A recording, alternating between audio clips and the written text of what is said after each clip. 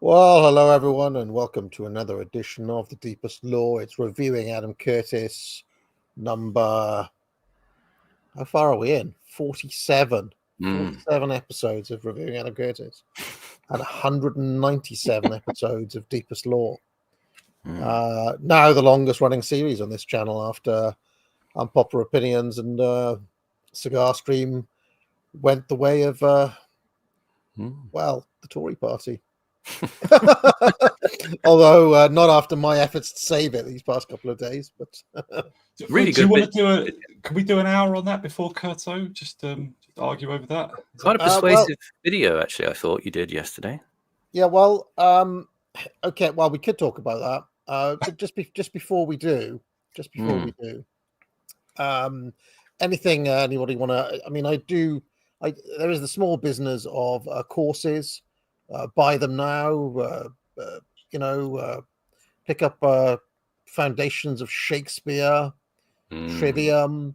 In fact, when I went up to Lotus Eaters, I talked to there's that one who looks a bit like Captain Darling that everybody talks about now. Luca. Oh yeah. Luca, is it Luca? Yeah, Luca. I talked to Luca for an hour about Shakespeare. I don't know if it's come out yet, but that was a good deep conversation that we had. So.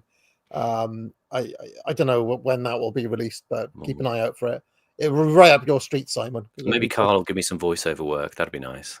Yeah, exactly. Yeah. What are you doing, Carl? Give. He's got this. I mean, he's got a voice as smooth as honey and silk and milk, and various other things. Foundations of Shakespeare. Buy it now. Many people comment every week with words along those lines, Simon.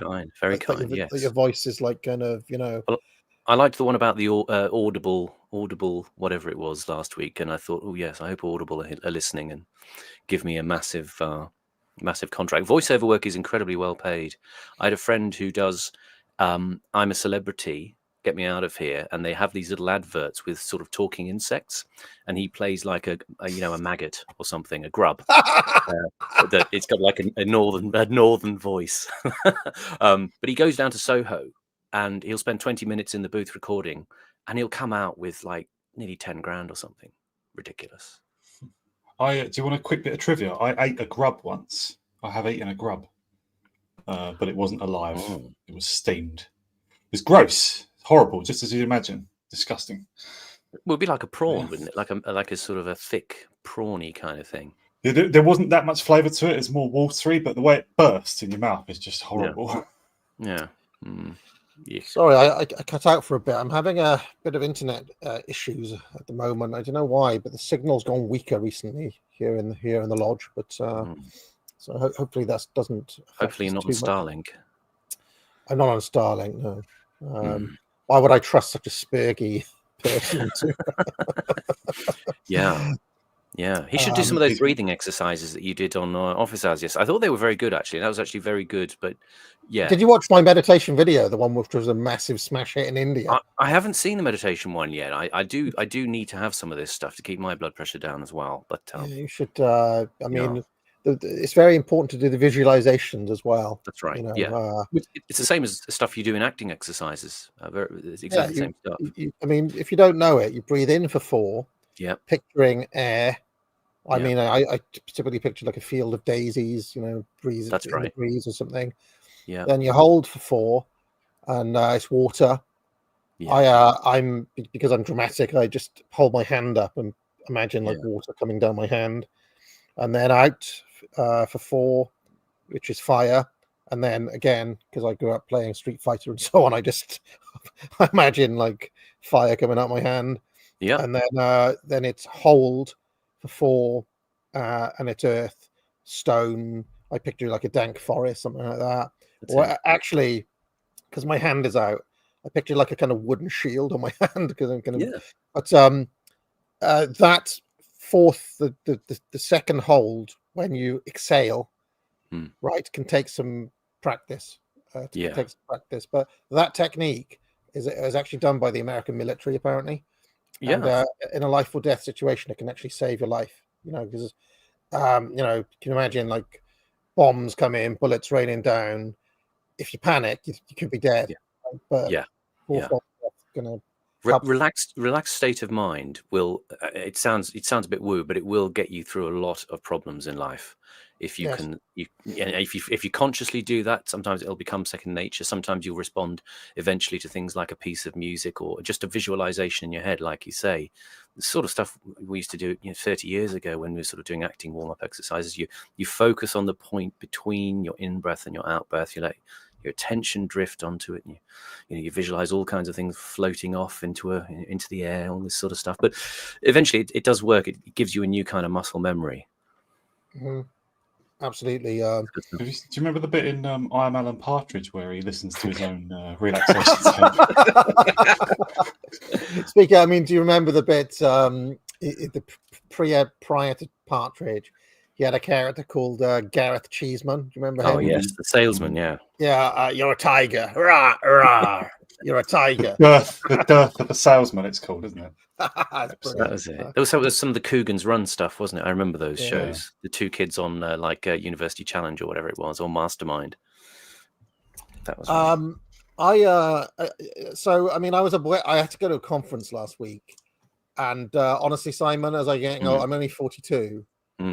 After the first day, I was like, I can't fucking do this anymore. It was like 3 days. Yeah. I after the first night, I was like, I don't know, I'm going to do this. And then, honestly, I think I got to about lunchtime. I was like, oh, I can't. I'm just done. Completely drained. And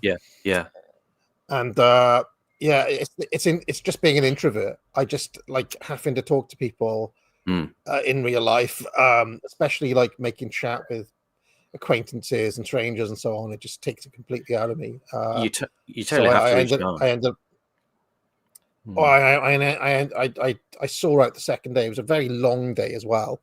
There was still there was a dinner and talks were still going on at like 10 p.m. and things. I was like, oh gosh.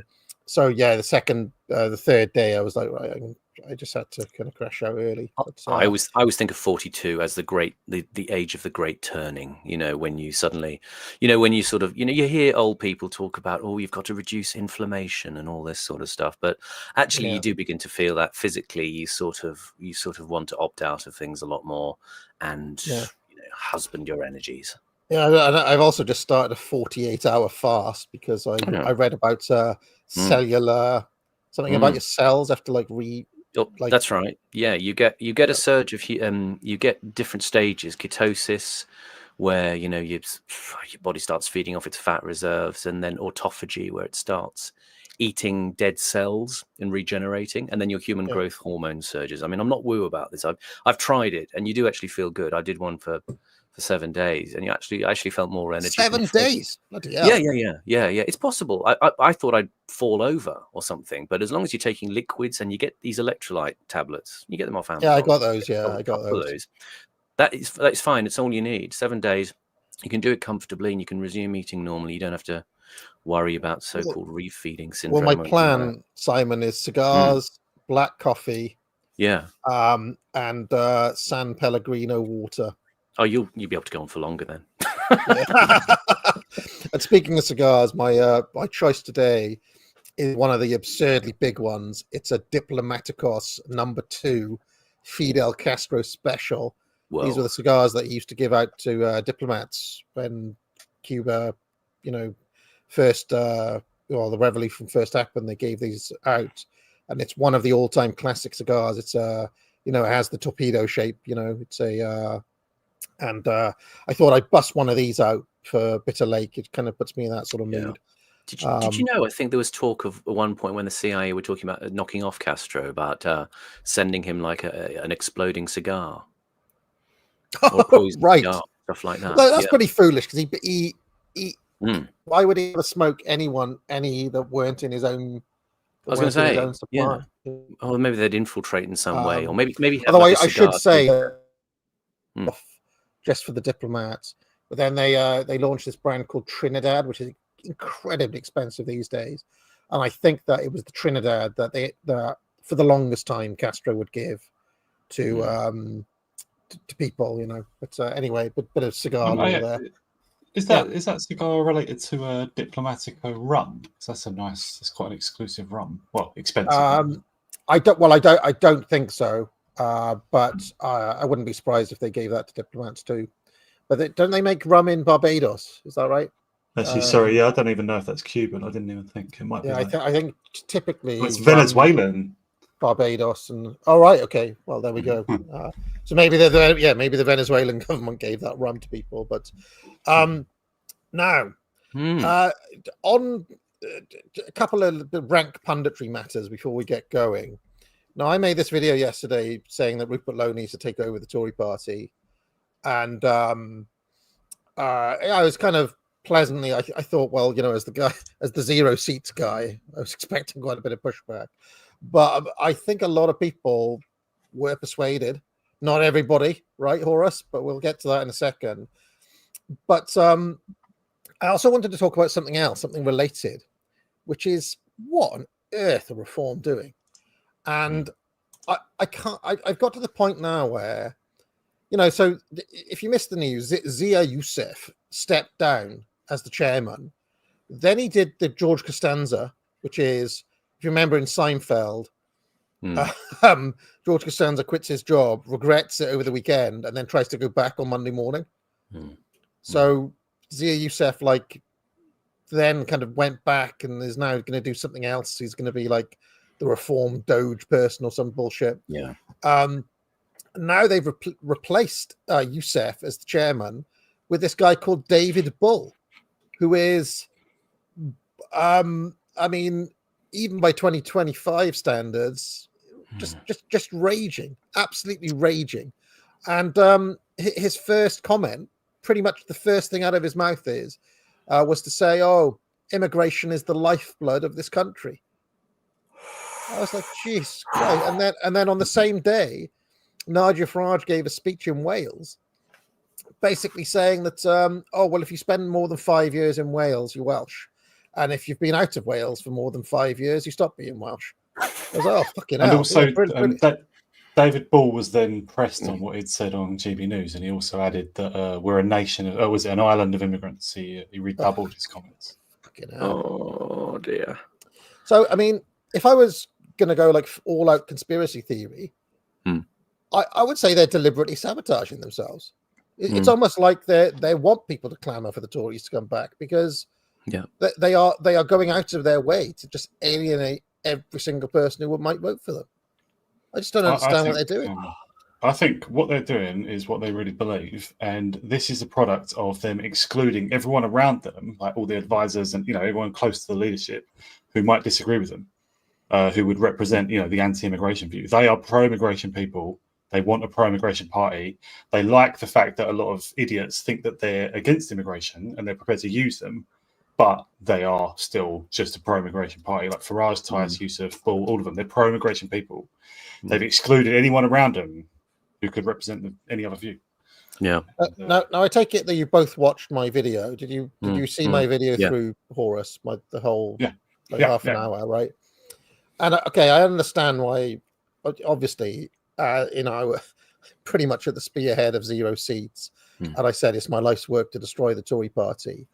The thing that really changed it for me was seeing Rupert Lowe on The Spectator. In fact, I was in the car with Carl Benjamin, who is basically like, he wants Lowe to start his own party. And he was like, "Oh, listen to this," you know. So we just had it on in the car. As I was listening to it, I just thought, this is the guy. This is like, we talk about, oh, there's a problem with this guy. Lowe is the one. Mm. It's just obvious that he's the one who gets it. He understands like every single tweet he makes at the moment basically reflects what we're all thinking. For example, just before I went to bed last night, speaking of anger management, Simon, okay, I saw that Sadiq Khan had been knighted. Yes. And I had, back in the SJW days where the leftists would go, I'm literally shaking. Do you remember all that? I was literally shaking. I was just like, you've got to be taking the piss. Fury. Right? Furious. And I was particularly angry because I got a speeding ticket for going 24 miles an hour on a 20 miles an hour road, which I drive on every single day. And apparently recently, the Met Police and the District of London have turned those yellow cameras to trigger at 23 and 24 miles an hour, whereas previously you had to be over 25. Thanks for the heads up when I next go down to London, because on a motorbike, generally you can sort of get away with quite a lot, and I hadn't had any speeding ones for London, but yeah, it's handy to know that they. Well, if you can imagine, there was a 40 miles an hour road, which then became 20 miles an hour road, but there's a bit which is 40 and a bit which is 20, and it's really hard to slow down for the 20 bit. So it gets everybody. Like in where I live, everybody gets done by that camera, and now they've turned it down even more.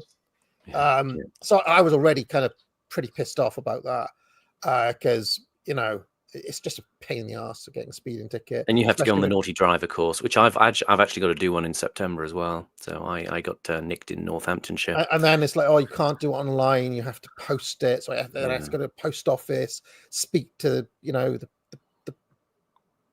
Anyway, let's not get into that. So breathe. Yeah. But so I saw that, and then I was like, and then I saw Rupert Lowe just comes out. Sadiq Khan does not deserve to be knighted. Just everything he said, and then he's hitting this David Bull hard, like, no, Britain is the lifeblood of Britain is the British people, not immigrants. Everything he's saying is correct, basically. He came out with that thing about halal. He also slipped in, kosher should be banned as well. So, I mean, just all the little things that you'd want someone to do, he's doing. Right. And the other thing, there's sort of there's a large phalanx of what you would call Anglo Twitter who are observing from the sidelines and gently prodding things in various directions with their own meme game. But one comment that stands out is for a boomer, he's got strong meme game with his comebacks. Yeah, absolutely. I mean, when Youssef resigned, he just posted a picture of himself in the swimming pool. Just amazing. Like just good at the online stuff. Yeah. So my thinking, and I'll just reiterate, if people haven't seen that video, you should go back and watch it if you haven't. My argument is that, right, the Tories are weak at the moment. They are on the cusp of being destroyed. And so they're basically ripe for the taking. I have heard, Simon, that CC HQ is basically empty at the minute. There's nobody there. Yeah. So it's basically like a void waiting to be taken over. It's like an empty castle waiting for an organized group to go in and sort it out. A lot of the 120 MPs who are still there, who survived the Sunak election, they're basically just looking for jobs, right? They're just trying to find. And anecdotally, I have heard stories of cabinet members struggling to find jobs, which made me laugh. I said, well, would you want to employ them? What work experience have you got? Yeah, I was in the government. Yeah, it was that Tory government though, so probably I'm not going to give you a job. But so Lowe has identified 70 MPs that need to be purged, which he talked about in that interview with Gove. If you study Gove's kind of voice, body language, and what he's up to, I mean, I've watched enough pro wrestling. The Spectator was setting up, they were seeding the idea in everybody's mind, including mine, that Lowe is going to become the leader. Right? They literally talked through the exact plan over the course of the interview, and Lowe laid out exactly what needs to happen. And it's basically what David Starkey's talked about, which I didn't believe 6 months ago would have even been possible, which was something like the Thatcher takeover of the Tories in the 70s. right, which he lived through and he remembers. Okay, I was just skeptical as to whether it could happen. Now with Lowe, I actually believe that he's the sort of guy who will be able to do it because he's from has a business background. He can be ruthless. He's got that kind of. He revealed that he's a Randian, but like in a way, Randians are nuts, and they've got like genuine kind of like that they're just unshakable from their principles. Deep the Randians principles. I've met. And so you kind of need someone who's a bit like that, but kind of a little bit nuts. That's going to be able to do it. So I genuinely believe he could get a team, a little base team around him, an organized minority if you want, and if they went about it properly, basically gave the Wets an ultimatum saying like, look, it's time. If you want to go and join the Lib Dems, bugger off, because this, as to the Conservative Party, the most successful party in political history in the world, is about to be extinct because of you lot. So you just have to get out of this party and allow us to take over, basically, and not only save the party but save the country. And honestly, I reckon it could happen. It may not. I laid out 3 other scenarios, but from where we're sitting, it's all we got. That's all we've got at the minute. So, Horace, what's the problem? What's the problem? We don't have it. We don't have the Tory party. Rupert Lowe, I agree with your case for him. I generally approve. He's way better than any other MP that I've seen in my lifetime, like by far. So the case for him, I agree with. But the Tory party, if they let him in, it's like if they let him join, it's because they've got some plan to neutralise or destroy him at some point before he does what the likes of us want him to do. There's no way they're going to let him take over and do what they've been going against for as long as anyone can remember. Why would they allow that? Here's the thing, Horace, right? Do you think no one's in control of the party? Like somebody does control it. This is why I want him to get him a copy of Populist Illusion, because I do get the impression that Lowe could be a little bit like Elon Musk, right? He understands business, but he may be a bit naive in the political game and may not know what he's up against. The thing is, though, it does come down to will. It does come down to determination and courage, basically. And if he had an organized enough minority, he just have to be more organized than the forces arrayed against him within the Tories. And there's no reason why that struggle couldn't be won. And an example I would give is MAGA, is the Republicans in America, who also had the idea, Horace, that they were going to neutralize Trump, and look what happened. But their party system is much more open. It's not. They don't have a rigid top-down control of the parties. Like the RNC is controlled, but that can be bypassed and was bypassed. Trump just like directly and openly went to war with all the other candidates and with the party establishment, and that was his way. But you can't do that with the Conservative Party. You can't get in Parliament unless they select you and so on. What I'm envisaging, though, Horace, is that the grandees in the party, people like Michael Gove, right? And they, basically see that if they don't make a move like this, the Tories are history. And then it's a case of, are you going to be the generation responsible for destroying the party of Churchill, Disraeli, Peel? And it was you. It was under your watch that you destroyed this party. Okay, so you have to put it to them like that. In a way, it's a fait. It would be a fait accompli, i.e., the grandees agree that this is going to happen and they're not going to pull their usual shenanigans, because the alternative is, it's James Cleverly or Jeremy Hunt or some other tosspot, and that's it. The Tories are done, their history. And on top of that, we've got clown Farage as the Prime Minister, who's not serious as everybody's seen. Right? Yeah. So on this, the other argument you can say is, look, you go the Gendrick route and you're looking at a merger with Farage down the line, and there's still going to be Prime Minister Farage. Okay. You put Lowe in because of Farage's ego, because of the way that they fell out, that kills reform. Because on the current trajectory, once it's live, once he's the leader, people will rally around Lowe, and Farage and reform will just be history because they're a joke.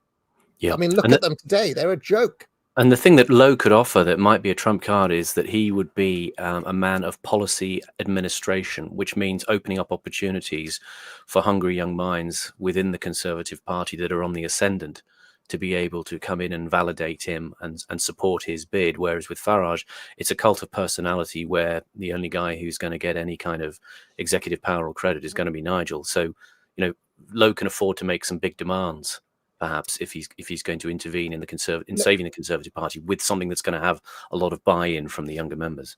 Yeah, he'd essentially be like a caretaker patrician who's in there for 3-4 years, but while he's there, he transforms things and then brings through a new generation and basically consigns the Cameron project to the dustbin.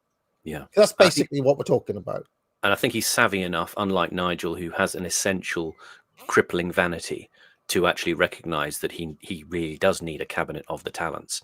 And as someone who's run businesses, he will be aware of that, at scale, that's going to be needed for this kind of clearing out.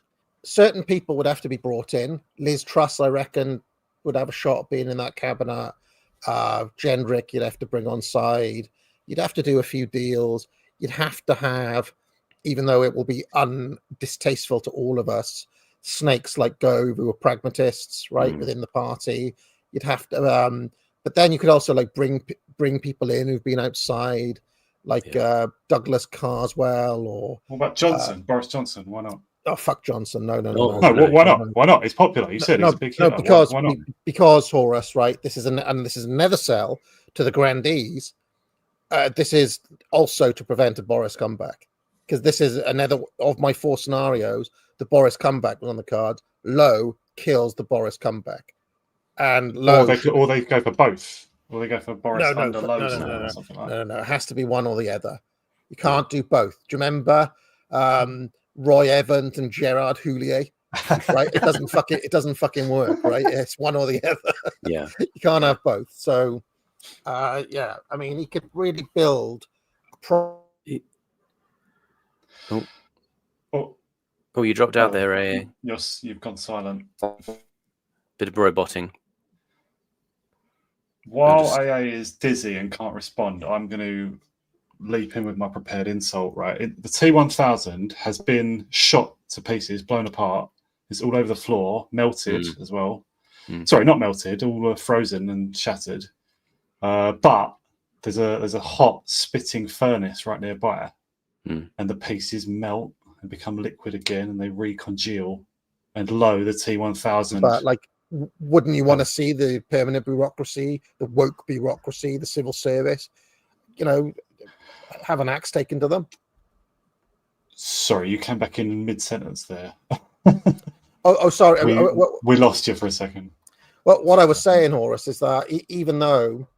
I mean, how much did you get? I talked about uniting libertarians with the anti-immigration right, and Lowe seems to be able to be both of those things at once, both anti-immigration and kind of appeal to the Thatcherites at the same time. And what I'm saying is, for those people who are not libertarians, you'd put it to them to say, look, you wouldn't want to see an axe taken to the woke permanent bureaucracy, to the civil service who hates this country, so there's a sell there even to hardcore nationalists who are not ideologically libertarians. You know what I mean? All these formulations that you propose, I see the sense in them. I totally agree with the case for Lowe. I can see why there would be some people inside the Conservative Party who would think along the lines you're saying here, and want that, and there is sense in it. It's rational. It's a way for them to get back into power. But what I don't think you're addressing is why there are people how does Alicia Kearns get one of the safest seats in the country? It's because of who controls appointments, right? Who controls candidacies? Yeah. Who controls that position? Apparently, it's Dougie Smith is the person who controls candidacies. Who is his boss? Who kept him in place for the last, whatever it is, 10, 15 years, having more power, basically, than all the MPs, and imposing an entirely left-wing selection on the party? Who did that? Who is above that? Is it the chairman? Well, Lowe is aware there's been 4 or 5 chairmen And they've all done the same. They've all left that bastard in place, right? And all the donors are happy with it. Those people are all still in control of the party. If they bring Lowe in, it's only because they think they can destroy him. Lowe is aware of that and actually talked about it. He talked about the Cameron selection lists when he talked to Gove.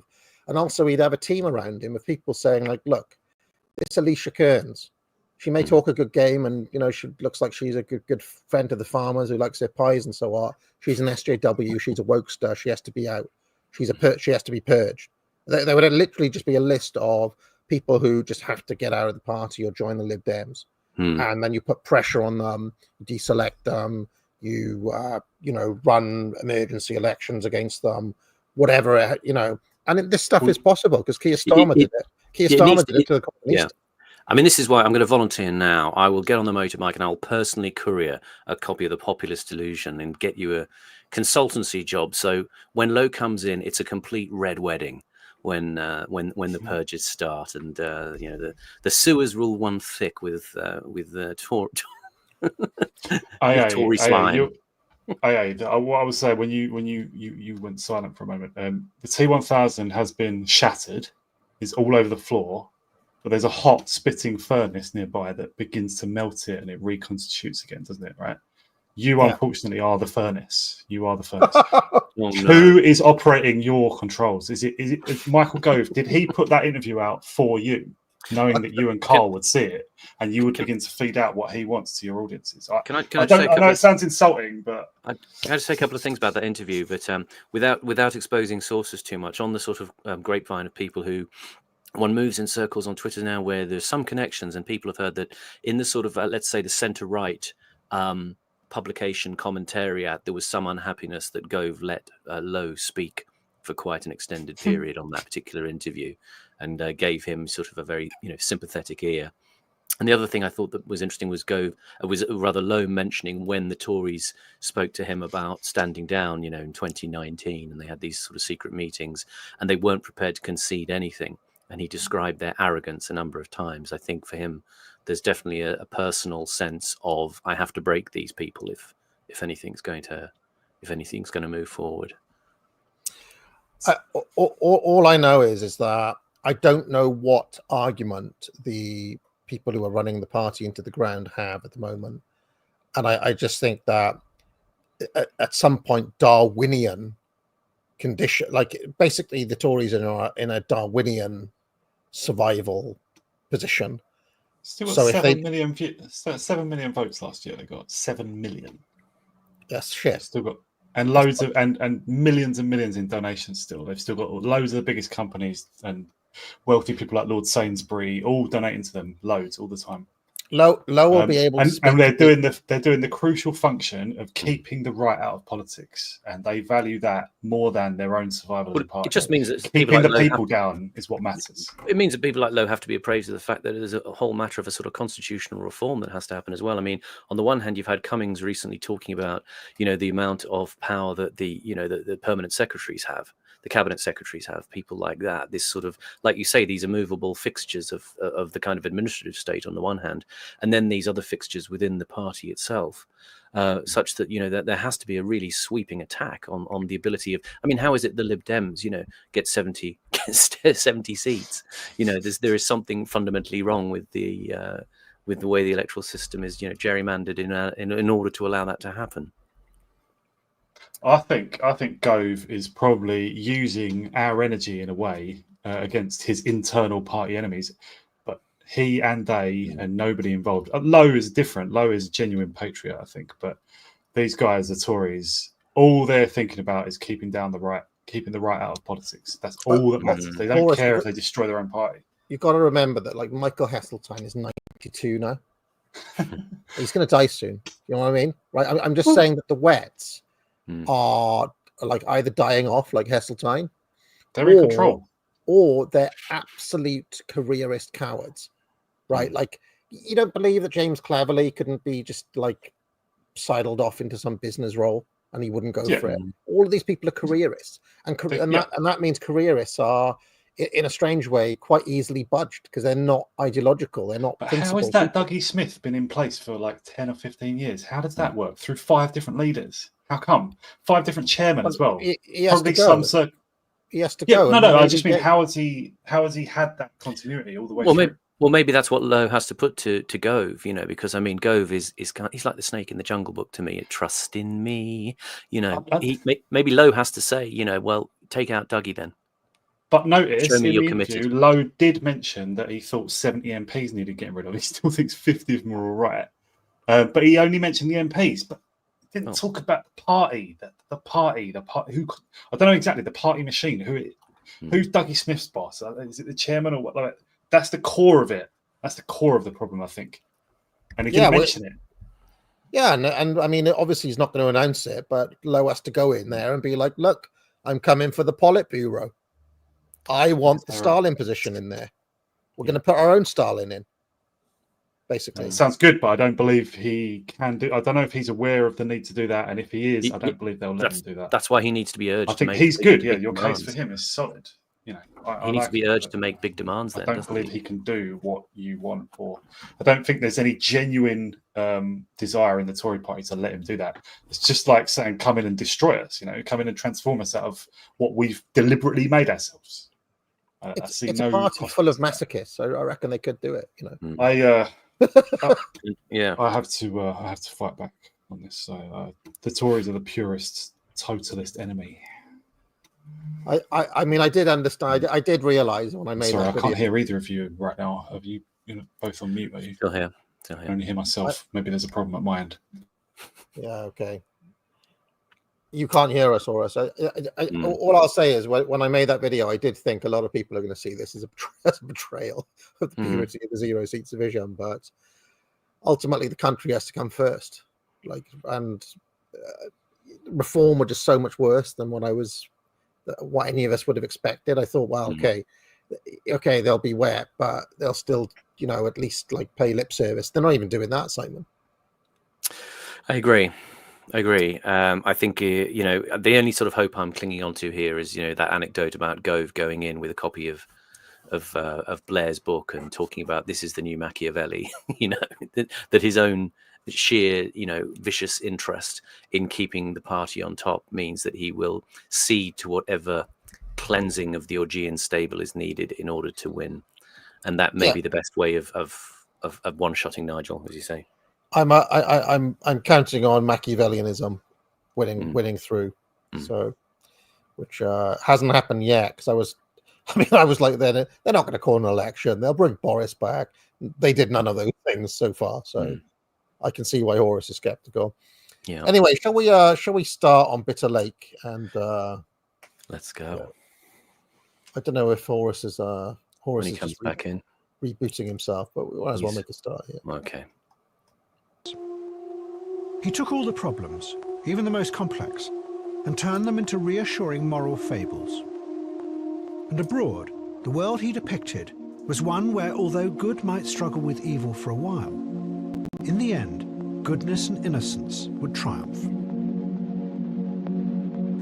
We have it in our power to begin the world over again.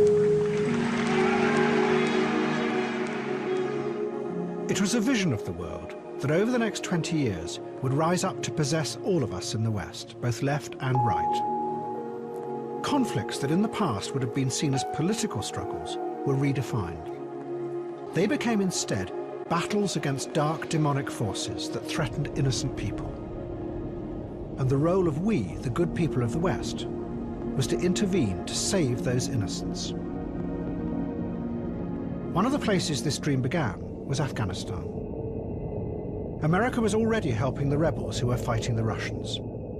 But Reagan increased the aid massively and made it the symbol of his new vision. He even dedicated the space shuttle to the Afghan freedom fighters.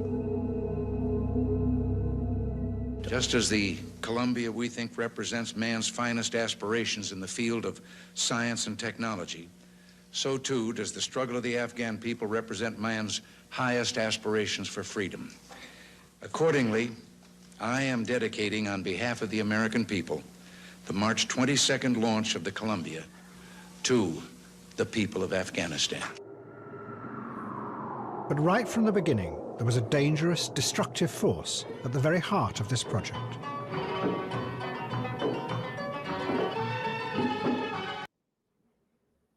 Does he mean the Afghani people? Something like that. That was a good visual metaphor there. The blinded eagle. That was it was almost like a good visual metaphor for American neocon will that cannot see what it is doing. And there's something about this that Curtis conjures up throughout that you find as you go on into Bitter Lake, that it resonates exactly with what you say, that there is a kind of, there's a kind of summoning of a sort of spirit of the land that, begins to kind of, baffle and confound American hopes in Afghanistan. And there's something in this sequence that begins to show that up as well.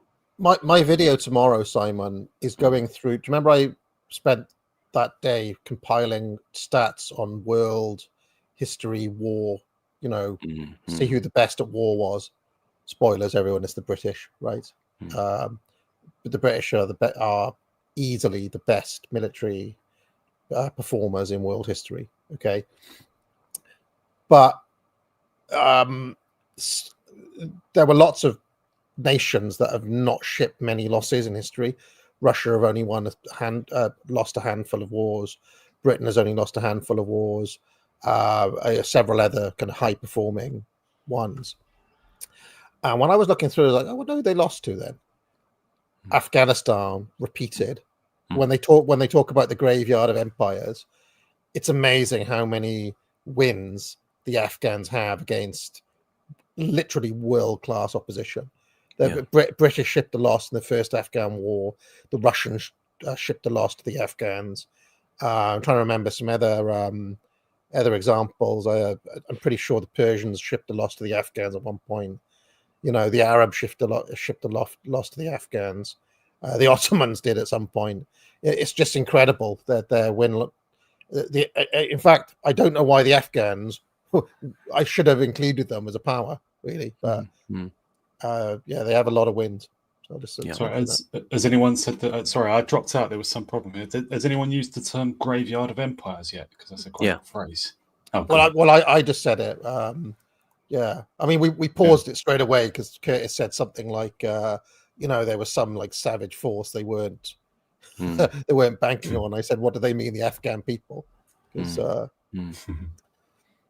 they are a tough lot, to be fair to them, the Afghans. Not the most intelligent, but tough.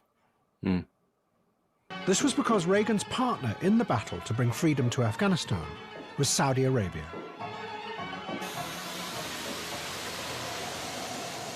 The Saudi intelligence agencies worked with the CIA to ship arms and money to the Afghan rebels. On the surface, the Saudis did this because a fellow Muslim country had been invaded by communists. But it was also part of their attempt to export the dangerous fundamentalism at the heart of their own society. Pause. Just on that image there, this is again one of those examples that sort of leaps out at me, the visual particularity of what Curtis is doing here. That ghostly image of the man in the sandstorm there. This is something I'd found out recently about Curtis's kind of visual referencing, and it just weirdly coincides with stuff that I've been doing in recent months on other streams. But one of the interesting influences that Curtis talks about is M.R. James, the sort of ghost story author from the early 20th century.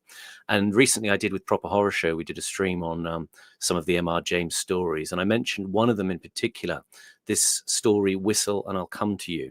Now I don't know if either of you know it, but it was made into a really good TV film back in 1968. It's only relatively short, but what it's about this sort of you might say autistic, but he's kind of an absent-minded professor who goes on holiday to the Suffolk coast, and he digs up this ancient whistle, and it's got a Latin inscription on it that says, "Quis est iste qui venit?" What is this that is coming? And this was a thing that Curtis had thought about for a long time, of using certainly as a working title for his later series, Can't Get You Out of My Head. But what he's talking about there is, Curtis is trying to sort of see out of the chaos, out of the dust, out of the sandstorm, where things are heading.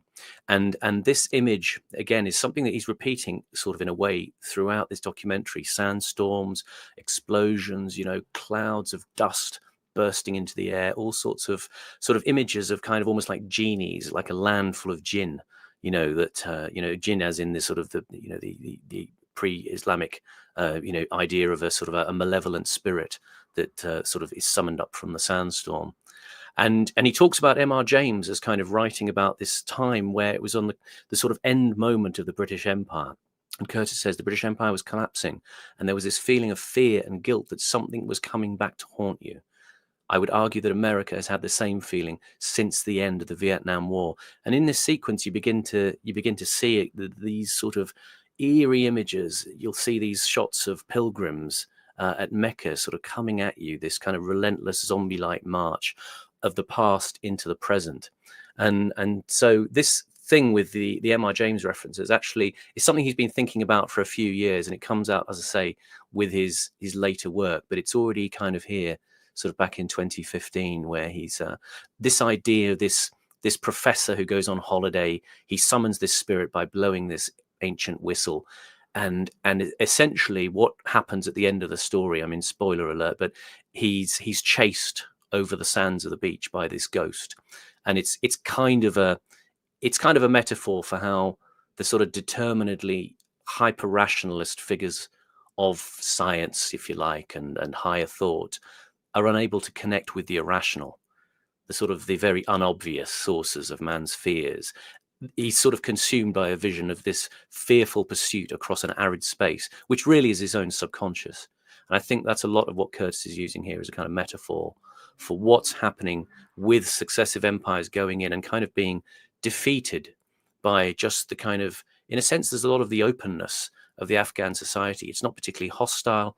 It's not particularly an adverse space, but they kind of get swallowed up in it. It reminds me a lot of, there's a bit in The World at War where one of the German soldiers talks about when they go into Russia, and he says, the land, it just went on and on and on. And I remember his funny German accent. He says, the German soldier was most disconsolate at this sense of being consumed by this country that's opening up before you, even as you're trying to conquer it. So I think there's something here that Curtis is using, that he's drawing it back to that sense of a sort of a subconscious fear that you're going into. He used some of the same imagery in The Power of Nightmares as well, didn't he? Things That's like right. Sinbad and people emerging from lamps and stuff. Yeah. I don't think it's random stylization. He's adopting a visual language where, he juxtaposes a lot of the sort of, the naturalness of the archive, the moments that we don't see on the news, with the bits that are very curated. He's using this thing on the screen at the moment, the countdown marker, because he's consciously saying that I'm showing you how this is all put together. The news is curated. This is constructed. So the bits we see on the 6 o'clock news are the tiny little clips they want you to see. And everything's being processed through the artificial presentation of tastemakers. It's not an unfamiliar technique, in the kind of Marxist critical theory where Curtis is sort of drawing from. You're drawing attention to the means of production. Yeah. But what he's alluding to here, he's going a bit further and talking about that. It's that phrase, is it the one from Bowden about getting under the mind? Yeah. He's talking about, it's a form of creating a reality, this emotional journalism. This is what he's, I think, aiming to do, is to draw it away from the sort of purely GDP form of political economic analysis that you might get on the right, or the kind of left's materialist forms of accounting for history as a sort of struggle for class justice. He's trying to sort of enter something in his presentation of events, something like a metaphysical realm where you sort of stand back from the minutiae of the interactions and all the, quote, facts as the be all and end all. This kind of mathematics of debate. And goes into this sort of dreamlike storytelling instead. And again, he's saying, I'm constructing it as well as they are, but I'm showing you the bits that they don't show you, and putting it together with a sense of meaning that can't quite be captured by just giving you a straight lecture or just talking about it in sort of Marxist materialist terms. I actually came face to face with the kind of arid, line go up mentality last week. Because one of the people who was at this event was Steven Pinker. I actually met Pinker, and in fact, I asked him a question directly as well. The drinks thing afterwards, because basically he stood up there, and remember he wrote that book like 10 years ago, Enlightenment Now, 15 years ago. He basically hasn't updated any of his arguments. So he stood up there and just showed a pile of graphs saying, look, world poverty's gone down. There are fewer people living on less than $1 a day. Life expectancy's gone up. Isn't everything wonderful, basically? And I said, look, I mean, this is when I talked to him later on. I said, look, the fact is that 50, 60 years ago in this country, somebody could be a milkman or a postman and afford to live in a 4-bedroom house. Now, that same house for their kids is completely out of reach. It would be 3, 4, 5 million pounds. You could have 2 middle-class parents on, 80 grand each, and they still wouldn't be able to afford the house that the milkman or the postman could have afforded 50 years ago. And then on top of that, the street that they grew up on is completely changed because of immigration. And he was like, yeah, fair point. but the point is that this talk he gave was completely devoid of the other side of life, like heroism, kind of. And he tried to address it. And he was like, yeah, if you ask me, it is heroic to bring down world poverty. I'm like, mate, like, that person, you could show them the graph of the line going up, and it means nothing to him. It means nothing to anybody because it's just aggregate stats, basically. So anyway, yeah, Excalibur is now the GDP figure, isn't it? It's one thing that he stands out for getting wrong, and one thing the Austrian school always got right, I thought, was be very skeptical of metricating everything. Right, you just cannot reduce most things to metrics. Yeah. So there is no line going up. It's just nonsense. Yeah. 1979, a group of Saudi radicals had taken over the Grand Mosque in Mecca. For 2 weeks, the authorities had fought running battles with the insurgents. They discovered that a number of the attackers had been taught by the most senior religious leader in the country. It made the ruling family realize just how fragile their grip on power was. So as well as sending the money and the weapons, they just wanted to get a music check, Simon. Do we know who this is? Oh, I don't know that one. I actually had tried to Shazam that one. I couldn't get there's some bits of music I can't actually pick off the soundtrack here. Proper a lot of it, stuff. a lot of it, I think, is from Cliff Martinez. There's a film called Drive. He did a soundtrack for, and he uses quite a lot of Cliff Martinez's stuff in here. I think actually I've got this one in my notes actually now that I look. Yeah, it's a track I think called "He Had a Good Time" by Cliff Martinez from the soundtrack to Drive. Thank you. You tick that off your list. I like to know because I like ambient music and stuff like this. This is one of the nicer pieces. I think some of the music Curtis uses is really horrible. Yeah. This is pleasant. To go and fight in Afghanistan. One of them was a young Osama bin Laden. The aim was to divert their anger. But it meant that with the arms would also come the pessimistic and intolerant version of Islam, Wahhabism. To begin with, these ideas would have little influence in Afghanistan, but they would take hold there and mutate into a dark and violent force that was completely at odds with Reagan's vision of freedom. At the beginning, though, no one knew who to give the weapons to, and an odd group of adventurers went into Afghanistan to find out. Pause. One of the first. Just before we go there, just to say that particular incident, the siege at the mosque in Mecca, was led by a man called Jahayman ibn Muhammad ibn Saif al-Ataibi, and he styled himself after or Al to his mates. Al, exactly. He styled himself after the early Ikhwani, the Brotherhood, which had sort of essentially helped Ibn Saud conquer Saudi Arabia, back in the sort of post T. Lawrence days. And what he was trying to pretend he was doing, I mean, it was a bit like pretending, that you're the Coldstream Guards and you're launching a coup to save the monarchy. So he was kind of posing a bit, and what he was kind of essentially worried about was a sort of sense of, again, a metaphysical compromise of Saudi life. He didn't want to see women integrated into the workforce.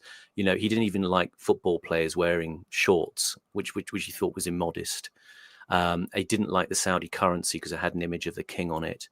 It was this state of, Curtis talks about this in The Power of Nightmares, the fear of barbarous ignorance, jahiliyyah, that this is what sort of spurred a lot of these kind of very puritanical Islamists. And what the king did is, essentially this siege was ended.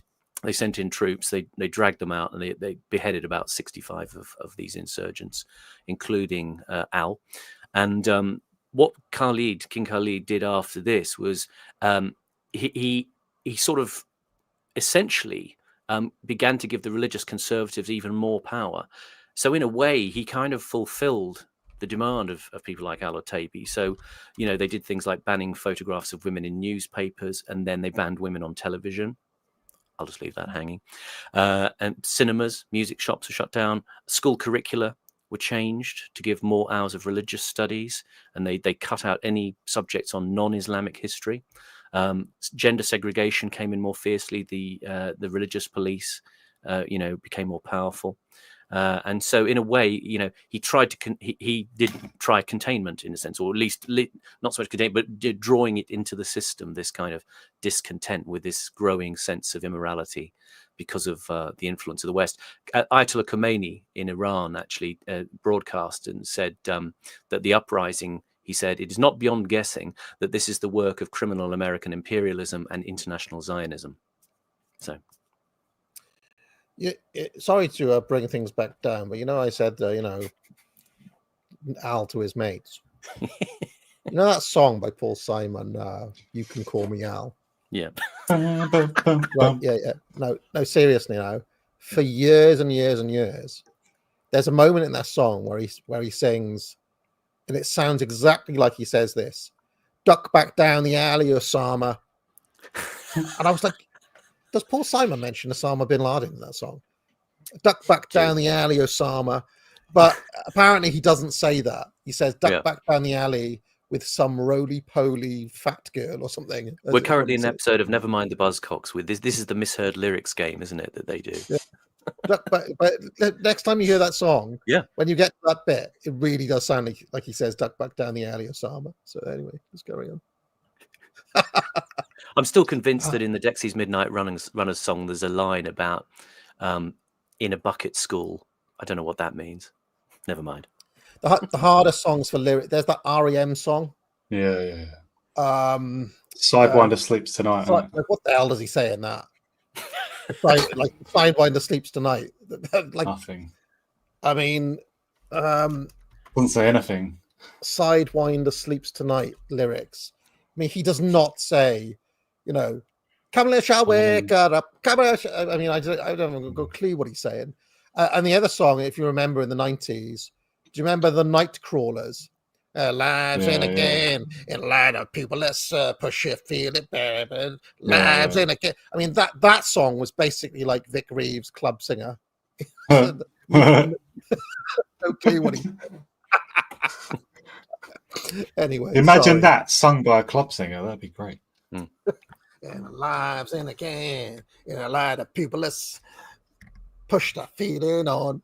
Apparently, he says "push the feeling on," but I don't hear it. Yeah, that's the name of the track, isn't it? That you can sort of hear that. You've got to have your own private lyrics to things. I had it, Nightcrawler, "Push the Feeling On," Josh Wink, "Higher States of Consciousness," every single new hits 96, or every single compilation CD of that era had those two songs on it for some reason. Anyway, so let's carry on. I know what was the other one? Jimmy Nail, "She's Lying." Half the lyrics in that song are incomprehensible as well. That's a good song. What about Mark Morrison, "Return of the Mac"? What the fuck was he saying in that song? Can't lie to me, on a swear. What does he mean, "Return of the Mac"? Like, nobody heard of the Mac until that song. That was the arrival of the Mac. Like, he got to number one and immediately went to jail. Yeah, Mark Morrison. Anyway, let's carry on. Was a Texan socialite called Joanne Herring. When I went into Afghanistan, I don't even know how I got in. Also, sorry, AAA has been into this thing Minions recently, or Despicable Me. When we're in the car, she wants to play the Minions sound like there's a playlist with all the songs from the Minions films, and it's basically just like popular songs from across the ages, 60s, 70s, 80s, 90s even. And one of the songs on it is Bad by Michael Jackson. Michael Jackson in that song does do the Shimon quite a lot. I hadn't quite realized how much Michael Jackson did say Shimon in those songs. Why does he say Shimon? Shimon. What's he saying? What does it mean? Baffled. Is it just like a little bit of scatting while it's just a vocal Shimon. fill? Come on. Yeah. He's bad. But Who's bad? Shimon. he does it loads in Man in the Mirror as well. Yeah, talking to isn't it Michael Jackson transcended singing? Like he did after a certain point, he didn't bother to sing. He just did like that kind of like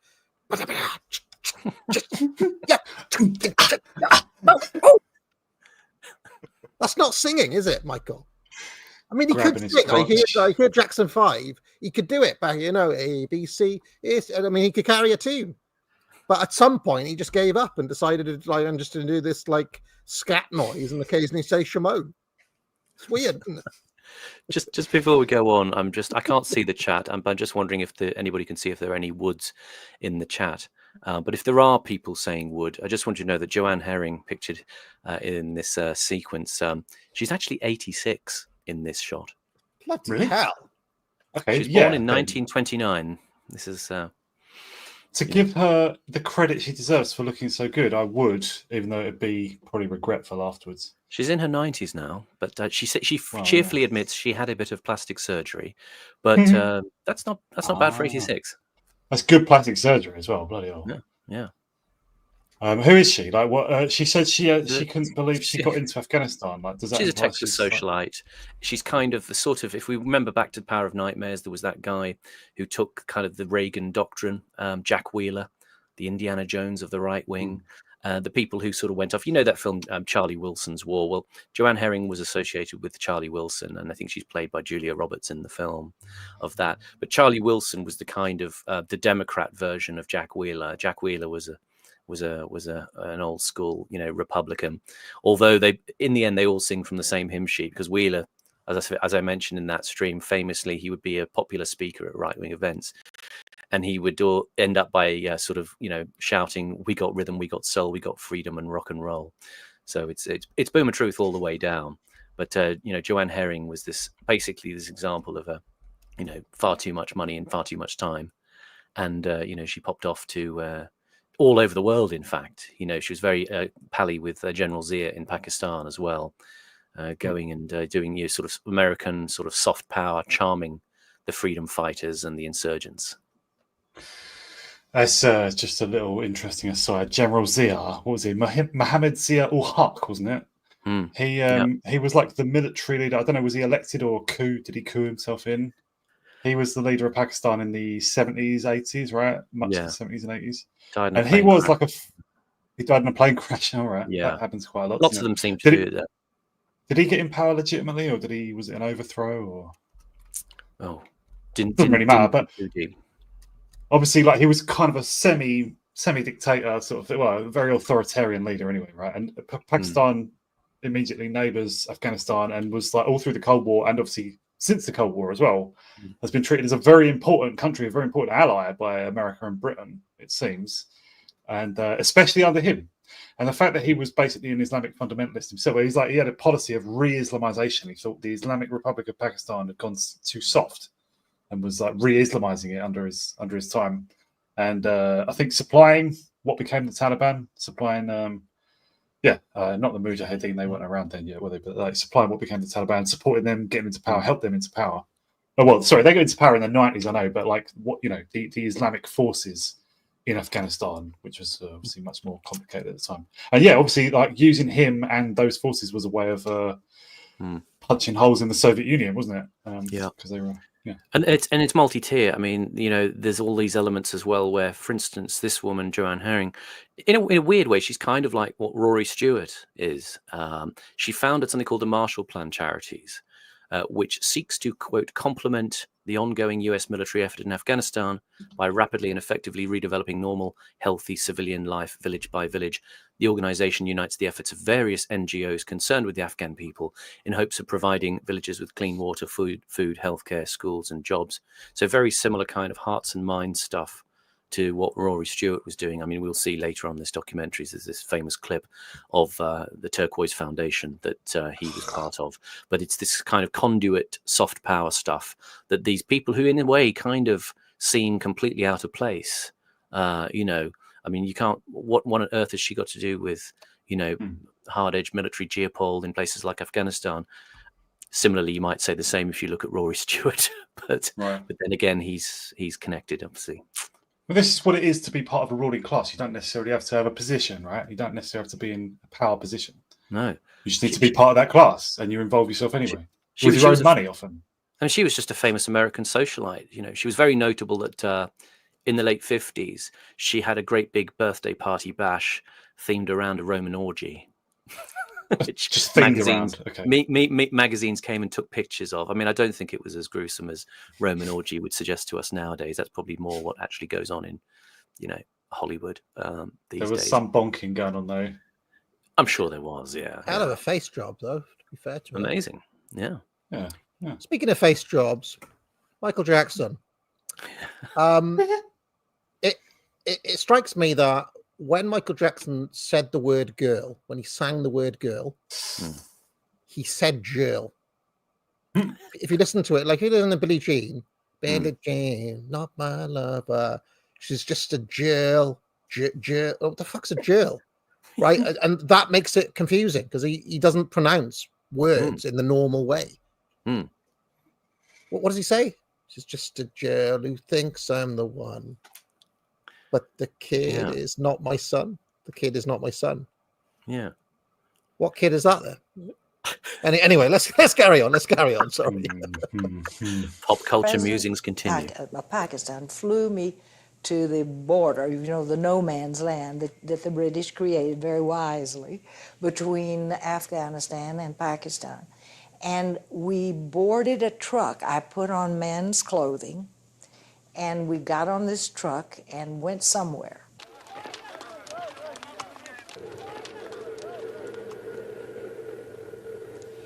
And we went into these camps. And there would be these men with beards and turbans and in rags, really. They had nothing. And there with their 1918 Enfield rifles, and they would stand there and they'd say, "To the last drop of blood." And your heart would just burst. But I thought... So, sorry to pause it again. Just sort of another one. Do you remember Scream with Janet Jackson and Michael Jackson? That? Now, I've just looked up the Scream goes, "Just stop questioning me. Just stop questioning it." Apparently they're saying pressuring, not questioning. Stop questioning me. Anyway, both him and his sister, they became very sort of tense, didn't they? Like weird. It's a weird, like nobody else sings like that. Anyway, I'll drop the Michael Jackson. That's just. What will they do with an unveiled woman coming in here? And I thought, you know, they really may kill me because they might not understand why I'm here, but they did. They were so grateful, so grateful. They said the world doesn't know. Thank you for coming.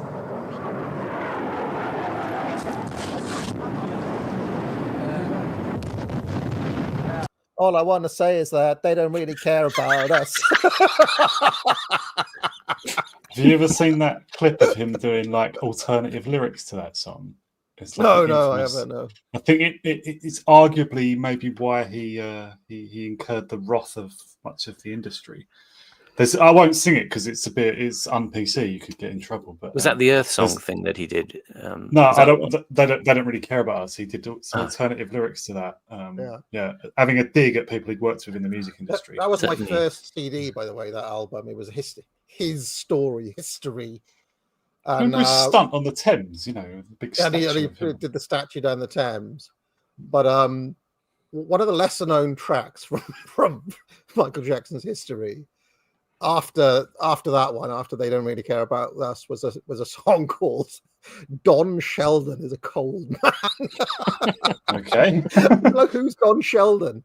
But there are millions of people. Don Sheldon is a cold man. You can sort of imagine who Don Sheldon is, can't you? It's I quite can a imagine strong So name.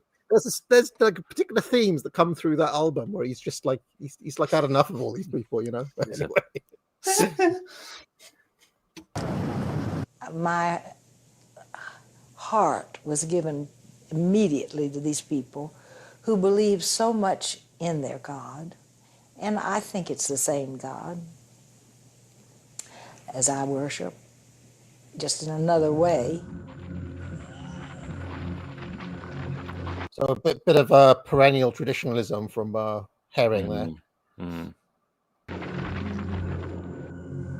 And they would come back, and of course, completely exhausted and almost dead, and those who were still alive. And then this new group would say, I can't wait to go out and kill Russians. This is Radio Afghanistan calling Europe. This is Radio Afghanistan Kabul, and here is the news. 43 cases of bullets for 303 bore guns, an Egyptian Kalashnikov, 11,300 other bullets of various types, including rocket launchers and mines, and 170 various types of weapons, 45 mortar shells, light and heavy machine guns, typewriters, and cameras have recently been seized from the counter-revolutionary bandits in different parts. So I noticed she's not wearing a hijab. Liberal. Mm.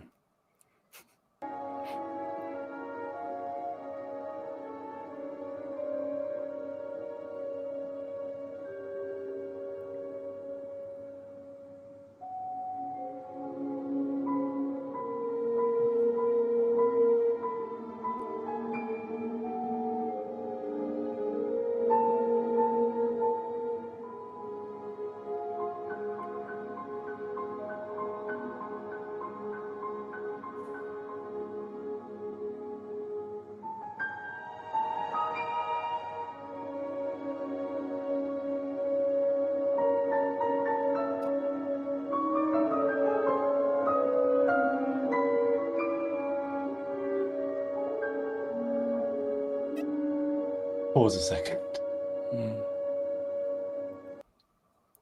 Have you guys seen The Game with Michael Douglas and Yeah. Sean Penn? Yeah. That little piano tinkling is used really sinisterly in The Game. It's just like, why is he playing that over people having a good time? It's so horrible. It's a piece by Messiaen called the Turangalila Symphony. This is the sixth movement, the Jardin du Sommeil d'Amour, the Garden of Love's Sleep. And it's about sort of themes of romantic love and death. And it's interesting, you've got these kinds of her kind of extolling this kind of deep, you know, almost romantic connection she has with the Mujahideen. That's essentially how that plays out is, you know, the lists of military equipment there that you hear the woman on the radio describing, and then in the convoy ambush there with the dead Russians being set on fire. Sort of just a really sort of harsh contrast, and then you've got the sort of boomers sort of dancing sleepily in the dark. Again, it's another. Are they supposed to be in Afghanistan or something? These guys? No, I think they're in the West. I think Curtis used a lot of this footage of people dancing in the West. You know, all the way back to Power of Nightmares. Saeed Qutb in Dealey, Colorado. Is it Dealey, Colorado? Yeah, he always shows people dancing all over the place as well, doesn't he? Yeah, where he saw it as this kind of visual metaphor for the lost souls of the West. You know, the last men. You know. So I don't know what's wrong with me today. Do you remember that one? Murder on the Dance Floor. Now, why did she sing it with an English dance? Very notable for the English accent on that song. See, I don't like British artists singing with an American accent, but also, it can sound silly emphasizing your. I mean, Billy Bragg takes it way too far. There's only two people I can think of who sang with that very kind of cut glass English accent. One was her. What was her name? Sophie Ellis Bextor. Yeah, Is she not Murder English? on the Dance Floor. Oh, she is English. Yeah. Yeah. Oh yeah. That was one, and the other one was Right Said Fred. my first ever album on cassette tape was Up Of by Right course. Said Fred, right? Up. Naturally. And during that, he insists on dance. You know, he sings everything with a cut glass English accent. They're pretty much the only two acts I can think of who do that. Pretty much everybody else sings with an American accent, even like Ray Billy Davis. Billy Well, Bragg and Billy Bragg, but Billy Bragg kind of a sings in full-on like accent. Mockney, doesn't he? Basically, Yeah, and then lives in the countryside in some beautiful cottage that costs like $2 million. Well, he had several houses actually. I had to set up an interview with him once years ago when I was working the RSC. We were doing an interview for the RSC magazine, and I rang one of the houses, and his dad answered. Oh, he's at the other one. You know, he had like 2 or 3 houses. Was his dad like, oh no, he's at the other one? No, I think his dad was kind of salt of the earth, kind of, you know. Oh, they're from Barking, Yeah.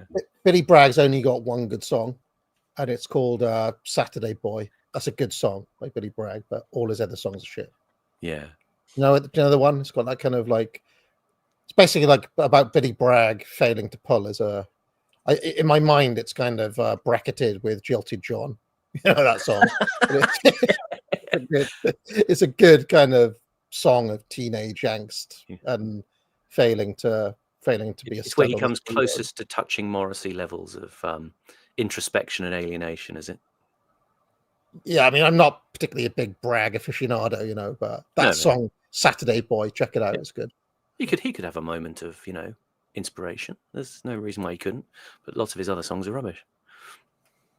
He's just too like political and left wing and annoying, you know. Yeah.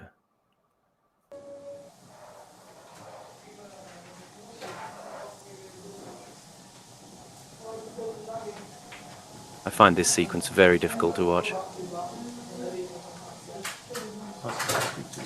Ask him to speak to his daughter.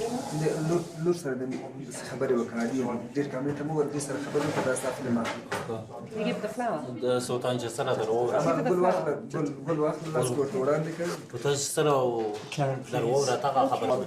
It's better if the father gives him the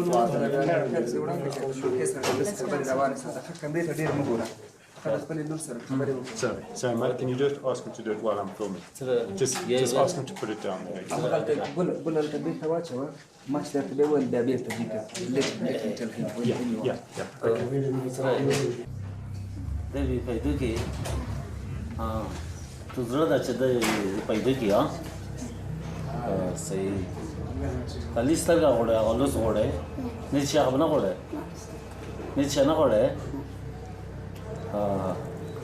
Let's see.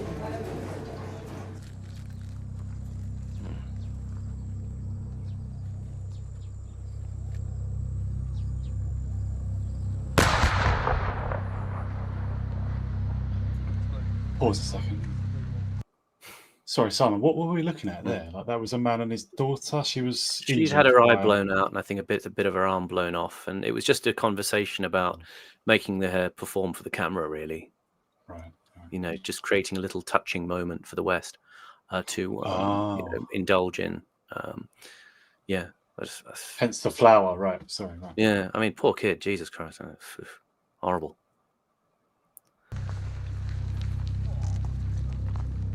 There's a famous sequence coming up.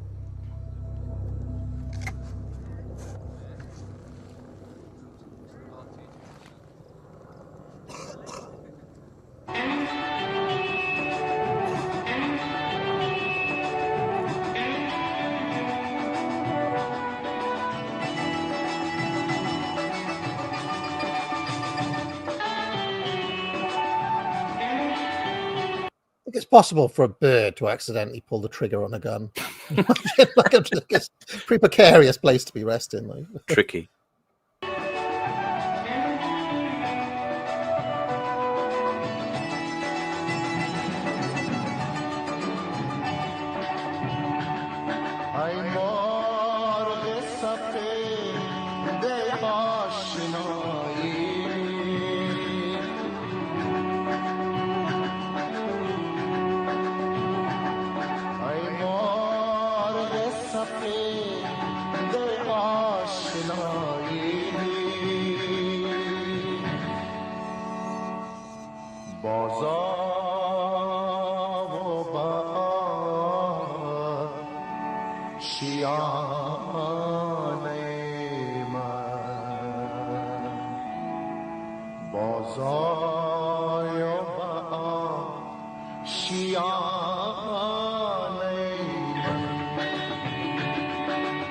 In my mind, the lyrics to this song are like, and then the Russians came and we saw them off, and then the British came and we saw them off, and now it's the Americans and we're going to see them off. Do you reckon they're singing that? Or Actually, it's a song by a chap called Ahmad Zahir, who did it in 1970. It's a song called Aynam Gumat Taranai Man. He was called the Afghan Elvis. Right. He was very popular. He was hugely amazing popular. research, Simon. He was. Adam Curtis's blog, he mentions him. He said he had done something unique with his music. He had taken high classical traditions from both Indian music and Persian poetry and fused them not just with a pop sound, but with the ability to make Afghans feel he was communicating his own personal experience through the music, something no one had done before, and Afghans adored him for it. And when you had that coup between the old Prime Minister Taraki and then his deputy, Hafizullah Amin, that we looked at in the last episode, where the poisoned Pepsi can was drunk.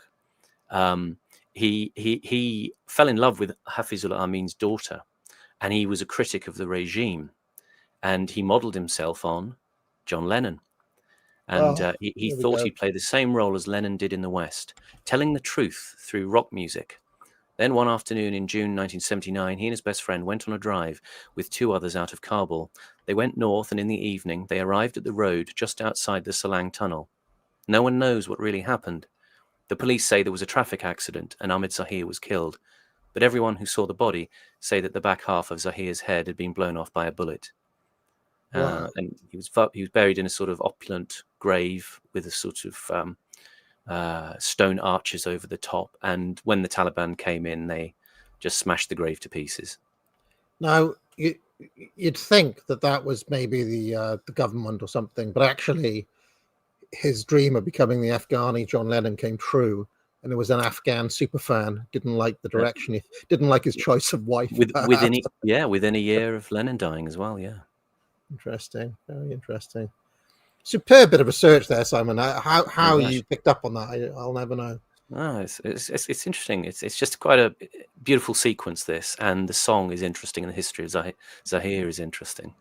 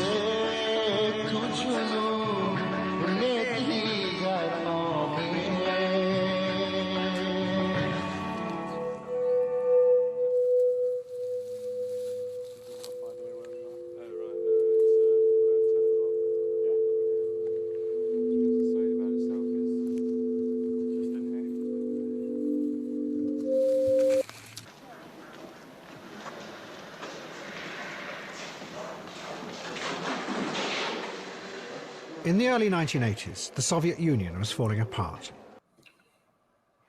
Sorry to bring Michael Jackson back up, but another track on that album was Stranger in Moscow. Which is a good track. I like that track. It's a good track. Well, it's notable for two things.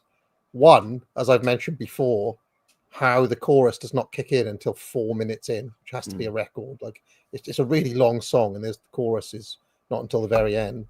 But the second thing is that Michael Jackson claims that he was being tracked by the KGB in Moscow. Now, like, did he write that for a movie or something, or is that true? Like, Don't know. I can imagine it being true because it was the Cold War, wasn't it? Yeah. What year was that on? Bad, was it? Or? No, it was on History in '95. But you know, Cold War was well over by then, wasn't it? yeah, but that doesn't mean that Jackson didn't have cause to go to Moscow and be tracked by the. So if there's any Jacko fans in, tell me what he was singing about there. But, well, he would have been in that sort of shock and awe, not shock and awe. What was it called? Shock therapy, rather, period, wouldn't he? Yes. When the wall came down, and what was our friend, the the one who's Sachs. on. Yeah, Jeffrey Sachs was going in there, and they were trying to, give Russia a capitalist reboot. At the same time, obviously, they were observing. Maybe Michael Jackson was seen as another vector of Western subversion. As Vladimir was about to pounce and bring back that stricture of nationalism that was needed at that point. I'm really curious now as to whether Stranger in Moscow is actually a real, real thing. Because why was he being tracked by the KGB? Are you sure that's about himself? Are you sure that's not about Stafford Cripps's spell as? That's what I'm wondering about. Because he says, "I was wandering in the rain, swift and sudden fall from grace, Kremlin shadow belittling me, and on came, and it's raining." And then he says, "Here abandoning my fame, Armageddon of the brain, the KGB was dogging me, brackets, he, take my name and just let it be." So what does it mean? It could have been about Guy Burgess, who obviously fled to the Soviet Union but didn't really like it, just drank himself to death.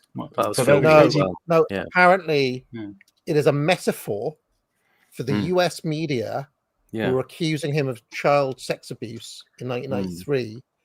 And basically, Jacko is using the KGB in Russia and Moscow as a metaphor for how it feels in America. That was my sense about it as well. It was about alienation at home. I don't want to necessarily compare him to Shakespeare, but with things like that, you often feel there's that element of, you hide the story in another story. You know what I mean? Yeah. He's saying we feel we congratulate ourselves on having defeated the evil empire, and yet look at how we treat our own people and our own selves. It's actually quite profound. The video for it, I think, it's actually shot in New York, isn't it? It's quite a good video. One of the artists of all time. Yeah. But genuinely. Do you remember we mentioned Ellis Bextor just now? Am I imagining this, or did Jacko also go through a phase of making songs that sounded a bit like that? Kind of like a weird kind of dance period in the early 2000s. Is that right? It's too deep for me. I kind of lost interest in. It was a weird period where he was making kind of pseudo Ellis Bextor style songs. But he went like he had a soppy phase, didn't he, in the early to mid 90s, all like You Are Not Alone and slow soppy songs like that.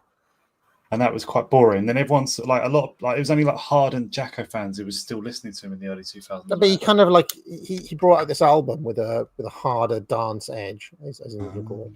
Okay. I cannot remember any of the tracks from it. Like collaborating with William Orbit or something, or do you remember Madonna had a dancey album, right? Yeah, with William Orbit. Yeah. The album was called Invincible, and it came out in 2001, and I can't remember any of the songs from it. But apparently, the Notorious B.I.G. was on there. I don't remember that. So there we are. Anyway, he was dead. He was murdered in the mid 90s. Well, it would have been a posthumous, presumably, adaptation of a record. Some of Tupac's best songs are his after death ones. So. I actually think the Cash In album, posthumous B.I.G. album, which is called Born Again, is really good. It's full of bangers. Anyway, let's carry on. Two of Tupac's best songs were after he was dead. Changes and Till the End of Time. Really good. I think we might be presaging a future Nick Broomfield, Biggie and Tupac stream here or something. Boom. Yeah, we may struggle with the copyright on Nick Broomfield, Biggie and Tupac. Yeah. The attempt to create a planned socialist society had failed. It had become a stagnant world, where the shops were half empty, criminal gangs looted the factories, and no one believed in the system any longer. little bit like California, then. Yeah, exactly.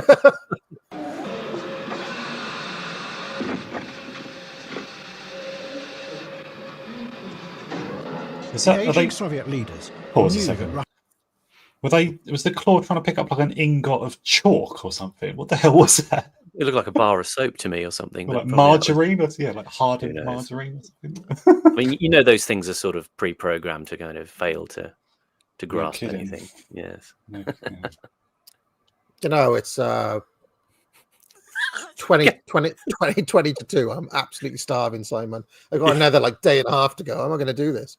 Might have to go and get some of my San Pellegrino water in a minute. Yeah, just keep drinking fluids. It'll take your mind off it. Don't worry.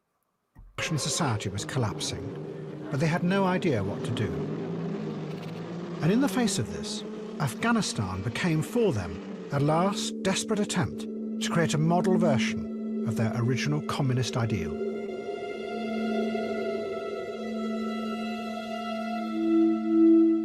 Faced with a growing rebellion in the countryside, the Russians took over Afghanistan and installed another student revolutionary as president.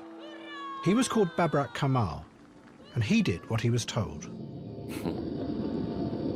And as well as the Russian troops, thousands of teachers and doctors came to set up programs and hospitals that were going to transform the lives of the Afghan people.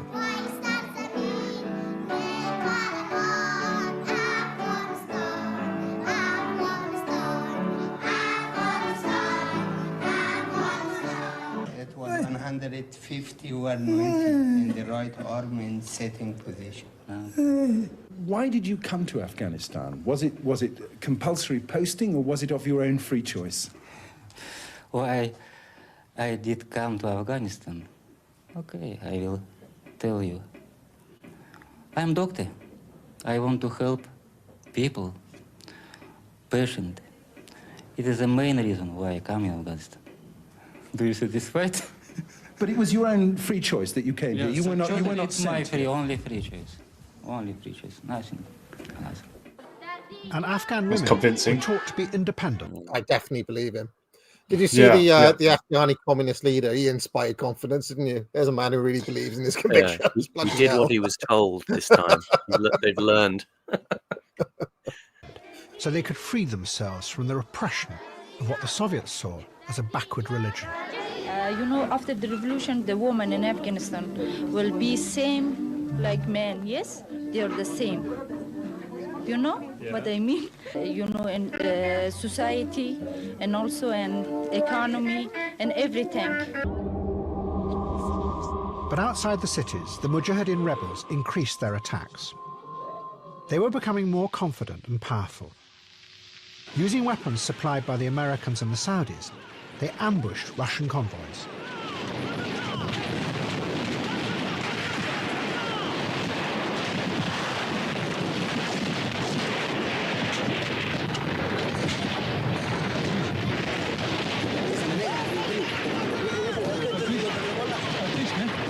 The Mujahideen treatment of their Russian prisoners was ruthless and cruel.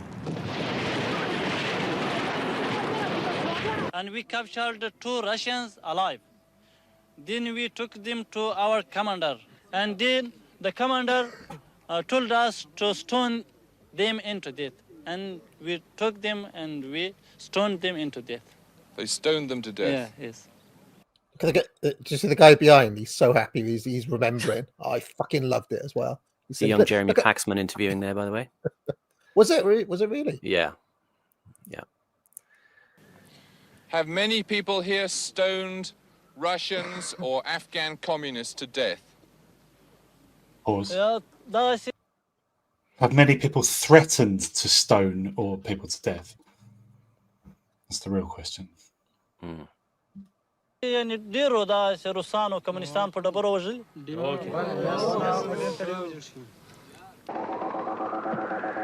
In response, the Russians launched search and destroy missions, often bombing whole villages, massacring hundreds of civilians.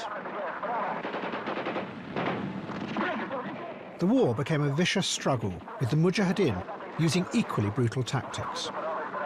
And any idea of transforming Afghanistan began to slip away, and the Russians retreated into the cities.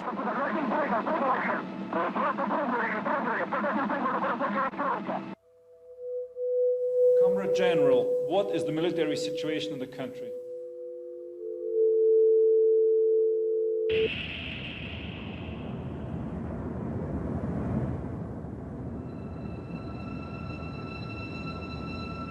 But the rebels came into the cities and began to kill the Russian civilians. They hid bombs in everyday objects that exploded the moment anyone used them. Everything around the Russians became frightening and unstable. The forces that they had unleashed were pursuing them, and as they did so, they began to eat away at the very foundations of Soviet communism. One of the bravest and most honest of the Russian journalists in Afghanistan was Artyom Borovik. He wrote, "We thought that we were civilizing a backwards country by exposing it to television, to modern bombers, to schools, to the latest models of tanks, to books, to long-range artillery, to newspapers, to economic aid, to AK-47s. But we rarely stopped to think how Afghanistan would influence us. Despite the hundreds of thousands of Soviet soldiers, diplomats, journalists and political advisors who passed through it. They were thrown into a country where bribery, corruption, profiteering and drugs were no less common than the long lines in Soviet stores. These diseases can be far more infectious and dangerous than hepatitis, particularly when they reach epidemic proportions."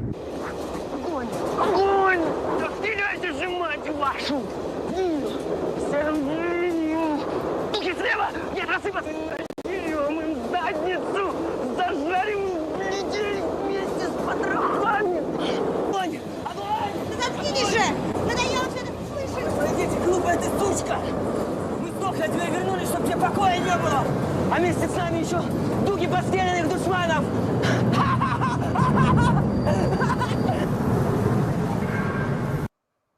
Fucking hell. That's actually a scene from a film by a British director, Paul Tickell, with the intriguing title Zinky Boys Go Underground, 1994. And essentially it was about damaged Russian soldiers coming back from Afghanistan, getting on drugs and trying to make a living on the black market, on the underground, on the subway. And there's also a serial killer on the loose. So it's it's sometimes confused. People think it's a real bit of footage and stuff, but it was just a dramatic piece. If anybody, by the way, can find me or link me to the film Zinky Boys Go Underground, it actually looks really quite good.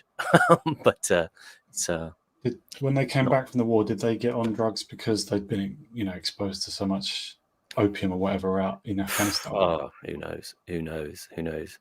But you see there again, there's this idea, that Curtis is pushing in there, that he says in the narration, the forces they had unleashed had been pursuing them, across the sands, just like. Kind of love this idea of Afghanistan as being this place that is just completely resistant to any form.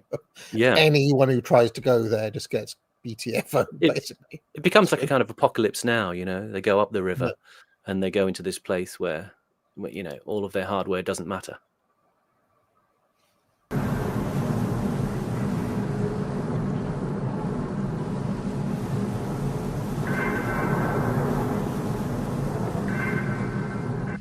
Borovik said that the Russians resembled the astronauts in a famous Soviet science fiction film called Solaris. The astronauts find a planet covered with a giant ocean that seems to be conscious. And to try and influence the ocean, they bombard it with X-rays. What they don't realize is that the ocean is irradiating them. It is playing back in the astronauts' minds memories of the past, but in such a vivid way that they begin not to trust anything that they think or believe. Afghanistan, Borovik said, was doing the same to the Russians. It had led them to distrust the very basis of everything they believed in, and they were taking that distrust back with them into the heart of Russia.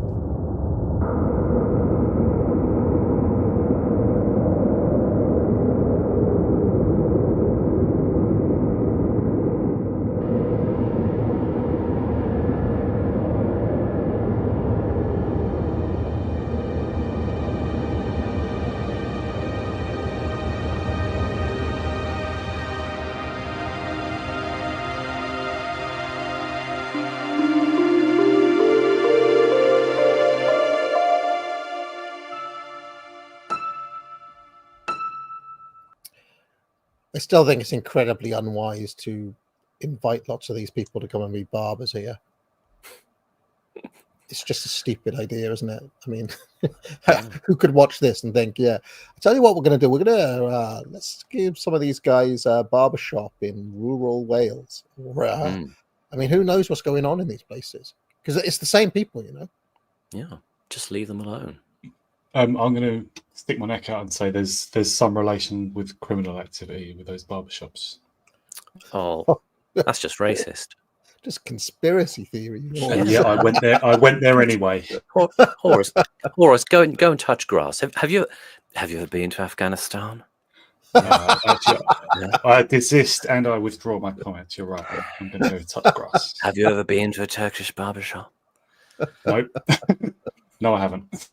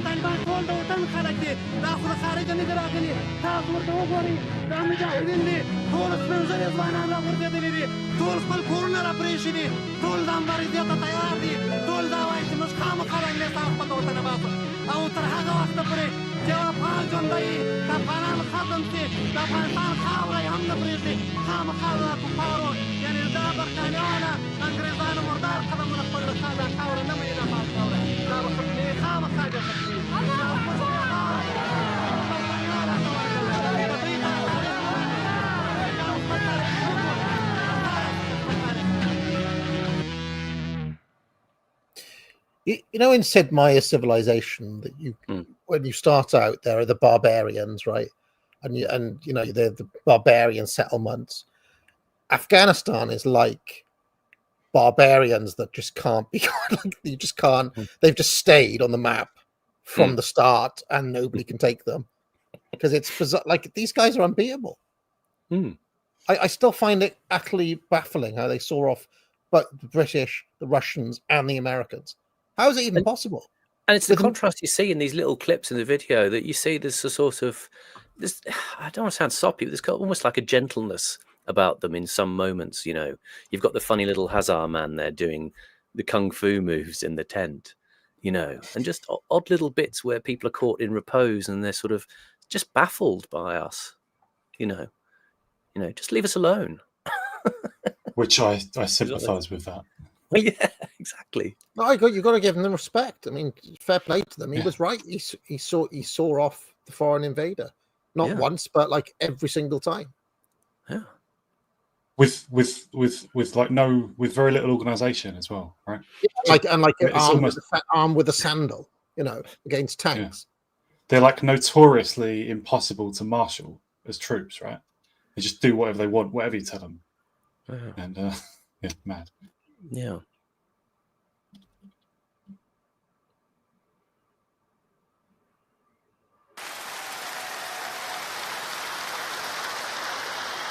Could Labour have managed a rally like this? Well, in the old days, perhaps, but not now. For they are the party of yesterday, and tomorrow is ours. The massive increase in the price of oil imposed by the Saudis had caused economic and social chaos in the West. Governments had struggled to deal with it, but they had failed. And in the 1980s, right-wing governments came to power in Britain and America, who turned to radical new ways to create economic growth. To begin with, the new policies seemed to work. Inflation was squeezed out of the system, and the economies began to stabilize. But then there were other unexpected consequences.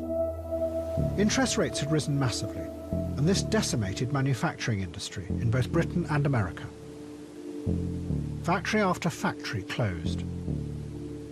High-paid skilled jobs were replaced by low-wage jobs in the service industries, and living standards began to fall. But then the politicians found a solution. If you couldn't make wages grow any longer, instead you would get the banks to lend people money. And in the mid-1980s, governments removed the restrictions on the banks' lending, and a wave of borrowing spread through Britain and America. I sense a Horace interruption coming, so I paused it for him already. Horace, any objections to what he just said? I'm sorry, I didn't hear this. I was thinking about inflation. Sorry, what was this? He basically said that they removed banking restrictions so that the banks could basically just lend people money to boost consumer spending because they couldn't get in the 80s. Yeah. Late 70s, early 80s, yeah.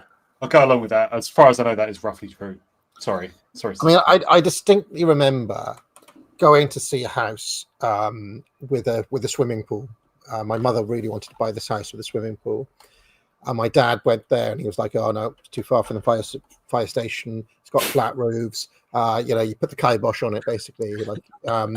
But then she was like, yeah, but look at so-and-so's parents. They've got a swimming pool. I want one. And they were like, yeah, but they got it on a credit card. They were like, everything they got is done on the credit card. So that was like I remember those conversations. I couldn't quite understand what was going on when I was a kid, but there were people who were living like pretty lavish lifestyles on credit in the late 80s. And your dad, sober as ever, comes in and he crushes the American dream with his spend money or live too far away from the fire station. So. My parents brought me up with the same sort of thing. Like, don't use credit unnecessarily, right? I mean, it's there. You use it to buy a house, obviously. But buying things on a credit card, like consumer products and stuff. As far as I know, though, roughly what he said is true. Like, consumer credit became much more widely available in the 80s. Yeah, I think that's true. His Persian insight saw the degeneracy that would come if you had the pool. Yeah, exactly. Yeah. In fact, I remember this boy who was in like my year or the year below me. Their parents ended up buying that house with a swimming pool, so I got to go there years later, and we took our bikes round. And this guy was hanging around with some oiks, and they slashed our tires. They slashed our bike tires while we were there, right in that swimming pool. While we were in the swimming pool. Is like one of it, and that was I can't try to remember what happened now, but that was a cause of some ire, and it caused beef between me and this my friends and this lot due to that ridiculous tire slashing incident. But you can't have the swimming pool and the bun, as your dad would say. You can't have the swimming pool and the bun. Look at what it turns you into. Horrible little bike slasher, So yeah, I'm trying to remember what happened with that now. But anyway, let's carry on. Even if their wages were static, people felt wealthier and had the money to buy things and to keep the economy working. And the power to manage society began to move even more from politics to the financial system.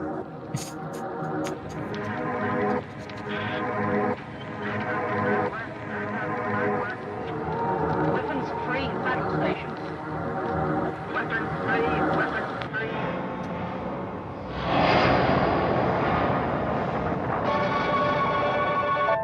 But there was one industry in Britain that had survived, and in fact was growing. It was the arms industry and its vast trade with Saudi Arabia.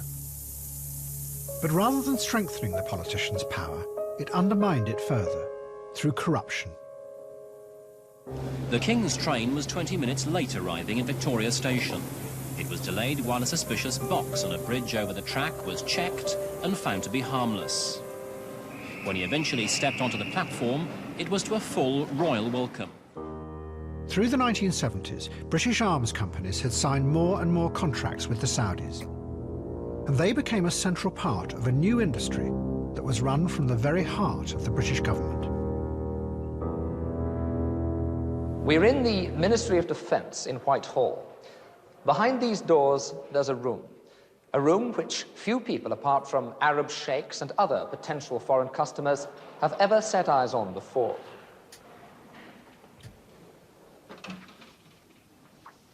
This way, please. This is it, the permanent defence equipment exhibition, the supermarket of the sales organisation which this year will sell nearly £600 million worth of British military hardware to foreign governments.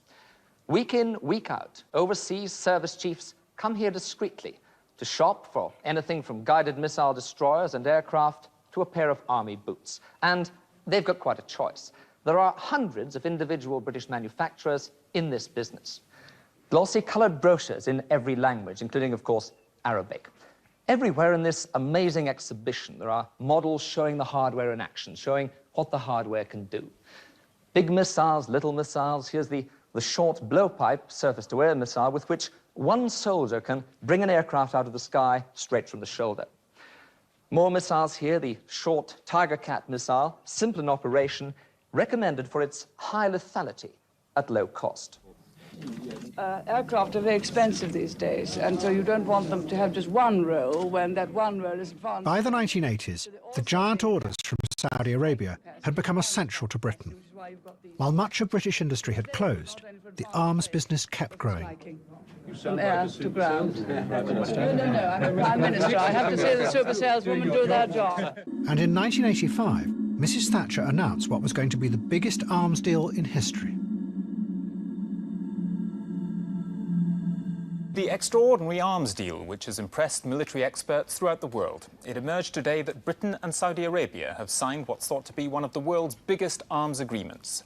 The deal will mean Saudi Arabia will get many more combat planes, training aircraft, new mine hunters, 2 new air bases, and much training and support. It means Britain is pulling level with, if not overtaking, the United States as the biggest military supplier to the Saudis. The Al Yamama deal was presented as a triumph of British ingenuity and skill. But ever since, there have been allegations that really it was secured by vast bribes to key members of the Saudi establishment. British Aerospace admit that there were payments, but insist they were not bribes. But then, in 1990, it became clear that all the arms trade with Saudi Arabia had been a complete charade. Saddam Hussein invaded Kuwait, and the leaders of Saudi Arabia realized that despite all this hardware, all the planes, the missiles, the bombs, and the radar systems, that their country was incapable of using it properly to defend itself against Saddam Hussein. So they had to turn to America and its military might for help. Pause a second. Does anybody know why that was? Was like Saddam just really good at running a state or something? Because Saudi has got a lot going for it, hasn't it? It's a big country. It's got immense wealth. You know, quite a large population, as big as Iraq, I think. And yet they were afraid of Saddam. It's a much smaller country, Iraq, than Saudi, right? Did he say in the narration there, or maybe it comes up, but he just essentially says that the Saudis didn't, essentially have the competencies to be able to do it. And this was the story going back to the Mayfair set, that what David Sterling did of the SAS was to, allow the Saudis to outsource their expertise to the British, who would come and give training teams and, provide effectively, an air force for the Saudis and military hardware. But there often probably wasn't the level of, if you like, organized bureaucracy to deploy a professionalized armed service that was going to come up to the competences that were needed. They just kind of had the stuff, as they say in the defense industry, all the gear and no idea. So, I mean, because I heard the similar thing said of post-Saddam Iraq, that they, putting together a new Iraqi force that could hold the country together, let alone stand up against others or whatever, was just found to be largely impossible. Like the Iraqi army now doesn't really barely function. Obviously, they succumbed to ISIS within like a couple of weeks, didn't they? When ISIS first broke out. Because they took out that middle administrative class in the Ba'ath Party, didn't they? So how come? Okay, so it's probably it's a particular way that Saddam ruled or had come to power, like Baathism. So it wasn't because Iraq had been a British colony in the first place or something like that. Yeah. No, and I think they had organized local managerial class, but one of the mistakes we made was to go in and not keep those people to police and run the country, but broke up their organization. So Baathism had something going for it in that way. I'm afraid it was what run the country. My dad always maintains that Saudi Arabia is not a proper country, by which he means like, okay, yeah, on paper there's a lot of people there, but like I think like 40% of them are foreign. Like and also like the Saudis don't, like, they're just fat slugs. They just don't do any work. And there's a large Shiite population who are not very happy with the Saudi, with the monarchy and stuff. That interferes. But they say that just in Arab countries in general, like the clannishness of Arab society just cuts through all other attempts at hierarchy. Like people just do not obey their commanding officer if he's from the wrong clan or something. And there's just a mentality of, I mean, I'll go back to my anecdotal, working in the medical sector and stuff, but I used to have to work with Middle Eastern embassies, and they are just chronically disorganized. They just do not have the ability to sort of get a message from one end of the pipe to the other, or to sort a problem out. There's just no interest at all. I mean, it seems like the Saudi state was born just out of tribal warfare, quite primitive tribal warfare, right?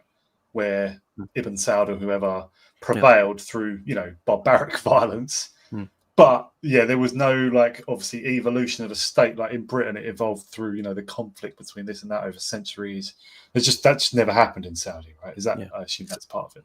Not the mentality to have an organized bureaucratic state. I mean, they may have this sort of superficial structures there. I mean, I can't claim to be any kind of expert, but what sort of strikes you is that they'll sort of set these things up, but they'll set up the posts, but nobody kind of really mans it in a very conscientious way. Right. And we're talking about originally when you can just buy the expertise in. Right. And I guess they've got a habit of outsourcing expertise as well. And that's the basis of a lot of Britain's wealth around the Al Yamama deal, 600,000 barrels of oil every year that go to Shell, as I said on the previous stream, returns about 40 to 50 billion to the UK, 80 billion profit for BAE Systems, the big defence conglomerate. So it's a massive source of income for us, for our oil companies, farming the revenue off that sweet Saudi oil. Sorry if I talked over you there, Simon. I think my sound cuts out a bit every now and then. No, it's fine. Is Al Yamama the deal that we saw a second ago that Gavin Esler was? That's right. 1985 and 1988, 2 tranches of Yamama deals. Blair stopped a serious fraud office investigation into it in 2006. And that controversy has rolled on, hasn't it? That's been mentioned again. That's come up again in the news since, isn't it? Like, that continues to be a controversy. I think BAE Systems is implied. I don't want to defame them, but has been implied to have been, involved in all sorts of corruption in regards to that deal, apparently. Well, it goes back to the Mayfair set, this idea that, people pay these commission fees, which in the West are seen as bribery and corruption, but at levels of Saudi elites, the princes are all kind of pocketing a cut. There are certain laws against it in both the UK and Saudi Arabia and so on, but it goes at the Saudi Arabian end, people don't sort of pay that much attention to them. And but I mean, again, it's the thing of in business, it's seen, places like defence, it's seen as taking your cut of something it's not seen as wildly abnormal. There's massive amounts of money changing hands from the big companies, and if you want help getting your product in somewhere with some procurement people, then greasing the palms is like, well, it's just added to your cost base, really. And that's how people like Adnan Khashoggi became so immensely rich. As intermediaries, yeah. As intermediaries, yeah. Yeah. People who could get it done. But again, you probably got many layers of people who need to be persuaded to assist you to make the connections that you need. Chaps, there's just about half hour left, and I'm thinking a couple more minutes, and we should, because there's probably going to be a part 4, isn't there? Let's face it. So it does break down. See, it seems we managed to get about half hour done each time, which is fine. Yeah, so we'll do another couple of minutes, and then we'll hit the super chats and get out of here.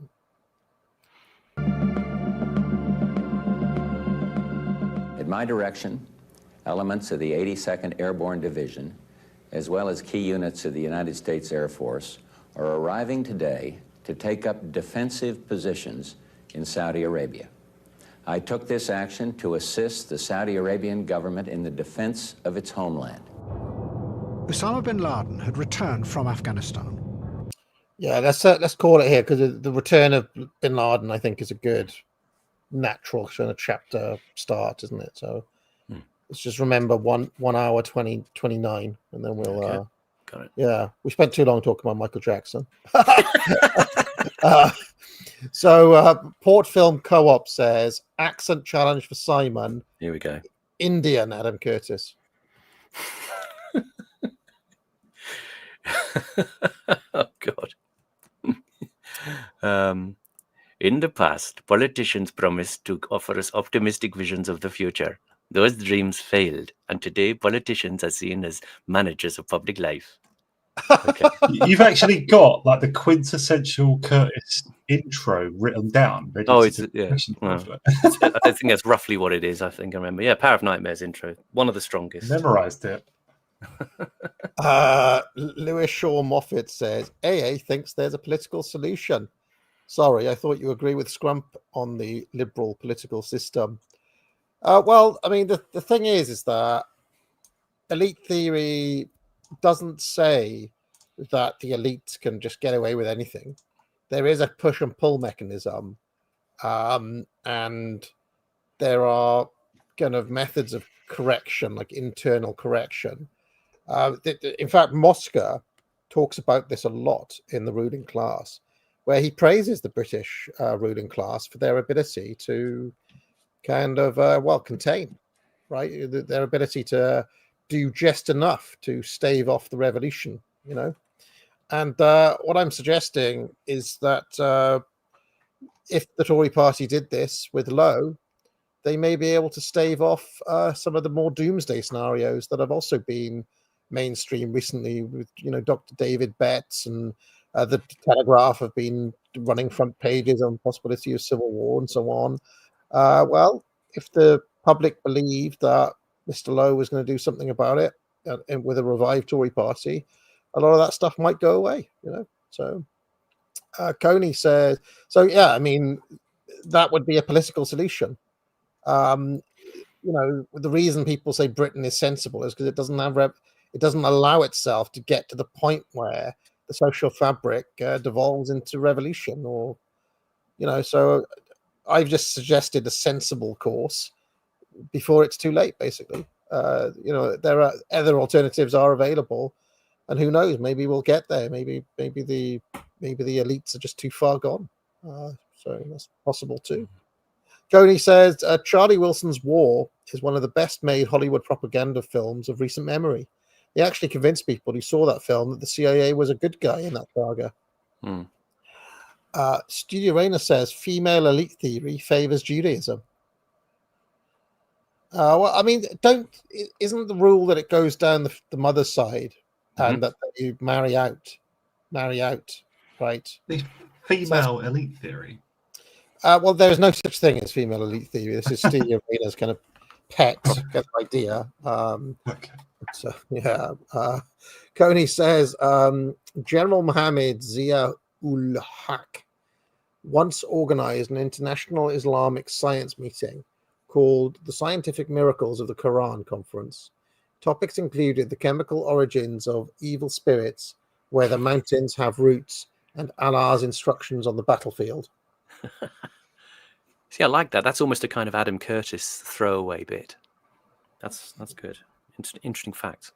Was Allah's advice on the battlefield like, don't bother aiming, the bullet finds its own way? You know, that seems That to was be no, that was the advice given to the villains in the A-Team. who yeah, and Star much Wars. very much had that philosophy, didn't they? Coney also says research money from Saudi Arabia helped promote pet causes like Pakistan's chief scientist Salam Mahmood's goal of linking general relativity to the Prophet Muhammad. He also says one scientist also told the WSJ, Wall Street Journal, he intended to harness jinns to power stations in order to solve Pakistan's energy problems. Excellent. Brilliant. Studio Rainer now with a suite of super chats who says Islam is overhated in Western countries. It's kind of an irony that women in Saudi Arabia live safer lives than in Britain. Why do the elites not want us to convert to Islam? Well, I don't know if the elites care about people converting to Islam. To be honest, I think some of them might even welcome it. Cherie Booth converted to Islam.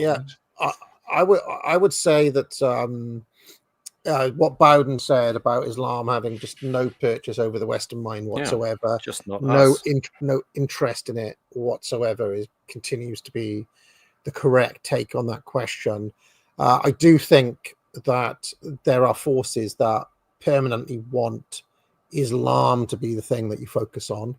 You know, this unites like Sam Harris, for example, right? He's a leftist in all other ways, but he's got a special hate boner for Islam. Why is that? I think there's a good reason for it. That is not necessarily connected with, I mean, it's just one way of influencing patriots and so on, is to direct their energy in that way. I've always been skeptical of exclusive focus on Islam because I just think I mean, Morgoth did some tweets earlier on about this focus on the burqa at the moment being an absolute distraction, and I kind of agree with that. I kind of agree with his takes on what has been called the counter jihad. So yeah, I mean, from that perspective, maybe it is kind of too much focus is attached to that. But make no mistake, it is capital O other, and for that reason, when it looks like it's taking over a place, it's gonna get people's backs up. So I've got no love for it either. So I don't know if you guys have any further comments on that. No, I think the Bowden quote that you mentioned is good. That's where I'm at. I agree with what Morgoth said. Like, let them other themselves by wearing the burqa and doing all Islamic stuff. Like, why do you want to hide the fact they have those beliefs? Like, the problem is just let them return to their countries where they can wear the burqa or not, whatever. It's just nothing to do with us. Studio Rainer says, "Did you know that you can write off super chats and taxes?" Well, that may explain why you send so many. Studio Rainer also says, Britain needs to adopt either Orthodox Christianity or Islam, have British women study religion rather than sending them to state school, while reducing public education is vital for any reform. My feeling, and I disagree with Arnold Toynbee, and I disagree with these sorts of takes. My feeling is that when the new religion comes, it will be a different religion. It won't be one of the old Abrahamic ones. It will be some new thing, because that's the way it's always gone. So have you no, sorry, go on. No, you go on. You go. Well, have you read Toynbee's history book? I've read the abridged one, not the 13 volume one, because in my book Prophets of Doom, there's a whole chapter on Toynbee, so I kind of had to read him. Do you recommend him? I mean, Toynbee's good, but he is also it's kind of quintessentially British in a way. in so much as that he's kind of bumbling and keeps on changing his mind all the time. He's like, oh, I'm going to set off, and I'm not Oswald Spengler. This is going to be an empirical study, blah blah blah blah. And then, like by the 6th book, it's like, oh yeah, that stuff I said earlier on, I've changed my mind now, and I'm going to reclassify all the civilizations, and and then in book 9, I've got a new theory. So that stuff I said 7 books ago, disregard that, because this new schema is going to come. He does that all the time. And makes no attempt to make it fit. And then right at the end, the final volume of that book, A Study of History, is called Reflections, where he basically responds to all his critics tediously, like one by one. Each critic, he takes them on, and defends his work, but then also like accepts certain criticisms, said, yeah, I should probably change this bit. And so as a cohesive whole, it's not like Spengler, where it's just like, this is his system, this is his schema. It's like he's got a bunch of jumbled up ideas, and like one of the things, like he becomes more Christian towards the end of his career, Toynbee. So he's like, all through history, the death of one civilization kind of leaves a chrysalis, and out of the chrysalis, a butterfly. So out of the ashes of Rome, the chrysalis of Christianity was left, and the butterfly took off a new civilization, what we call Christendom, or the West. What we think of as Western civilization is from that butterfly that came out of the ashes of Rome. So he's like, yeah, and this schema reoccurs through history, but this time, when the ashes come, the chrysalis will give birth to Christianity again. Why is that then, Arnold? Yeah, just because. It'll just be Christianity again, because Christianity is the best religion. Right. So there's a lot of stuff like that where it's like, well, okay, well, it's kind of like he makes no attempt to be schematic. There's a very British, kind of reminds me of reading John Locke in a way. John Locke's like that. Just doesn't make anything add up, and he's happy to bumble through. You know what I mean? Yeah. But he's still worth reading. One of his interesting ideas is the notion of heroic withdrawal and return. I like that. Yeah, and he says, like, look, every once in a while in history, countries have to have a little time out, little time away, so it can get to know itself again, and then it can burst out again. And he actually mentions periods in Britain's history where the Britons kind of withdrew to the mountains, kind of got to know themselves again.